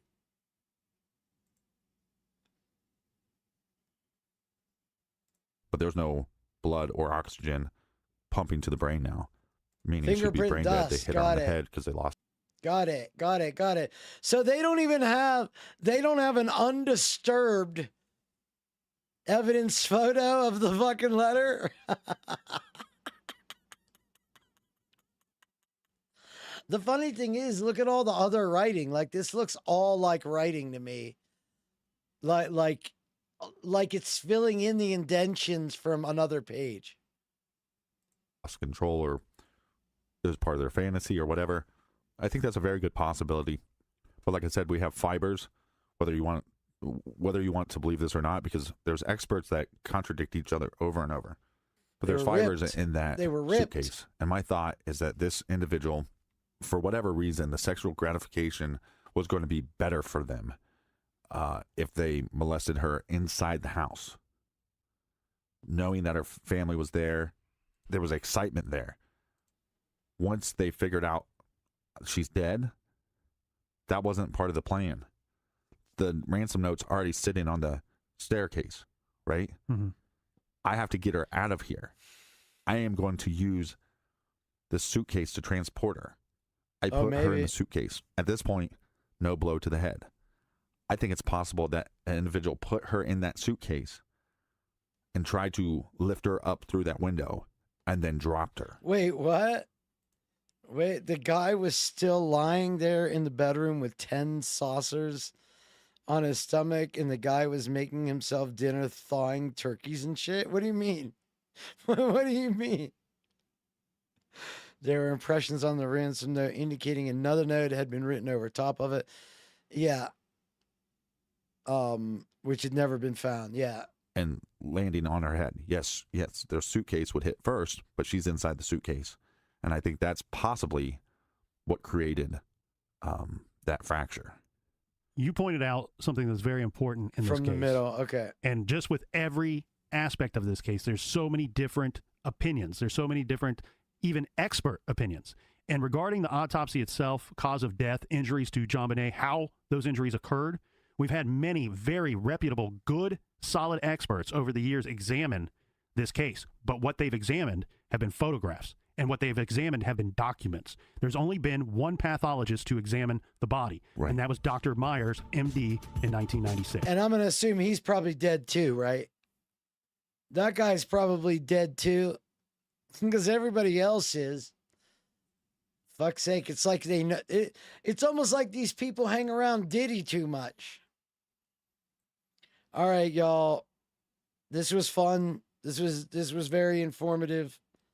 We'll obviously for Murder Monday, we'll be back again next week. Please like and sub. We do a number of different things. Typically on Sunday, whether here or on Twitch, I do Sunday services where we look at the state of radical Christianity. And I'm working on a K through 12 financial education program with the assistance of Chat GPT-4. All right, y'all. As usual, thanks for coming around and hanging out. And I will catch up with y'all very, very, very soon. See ya.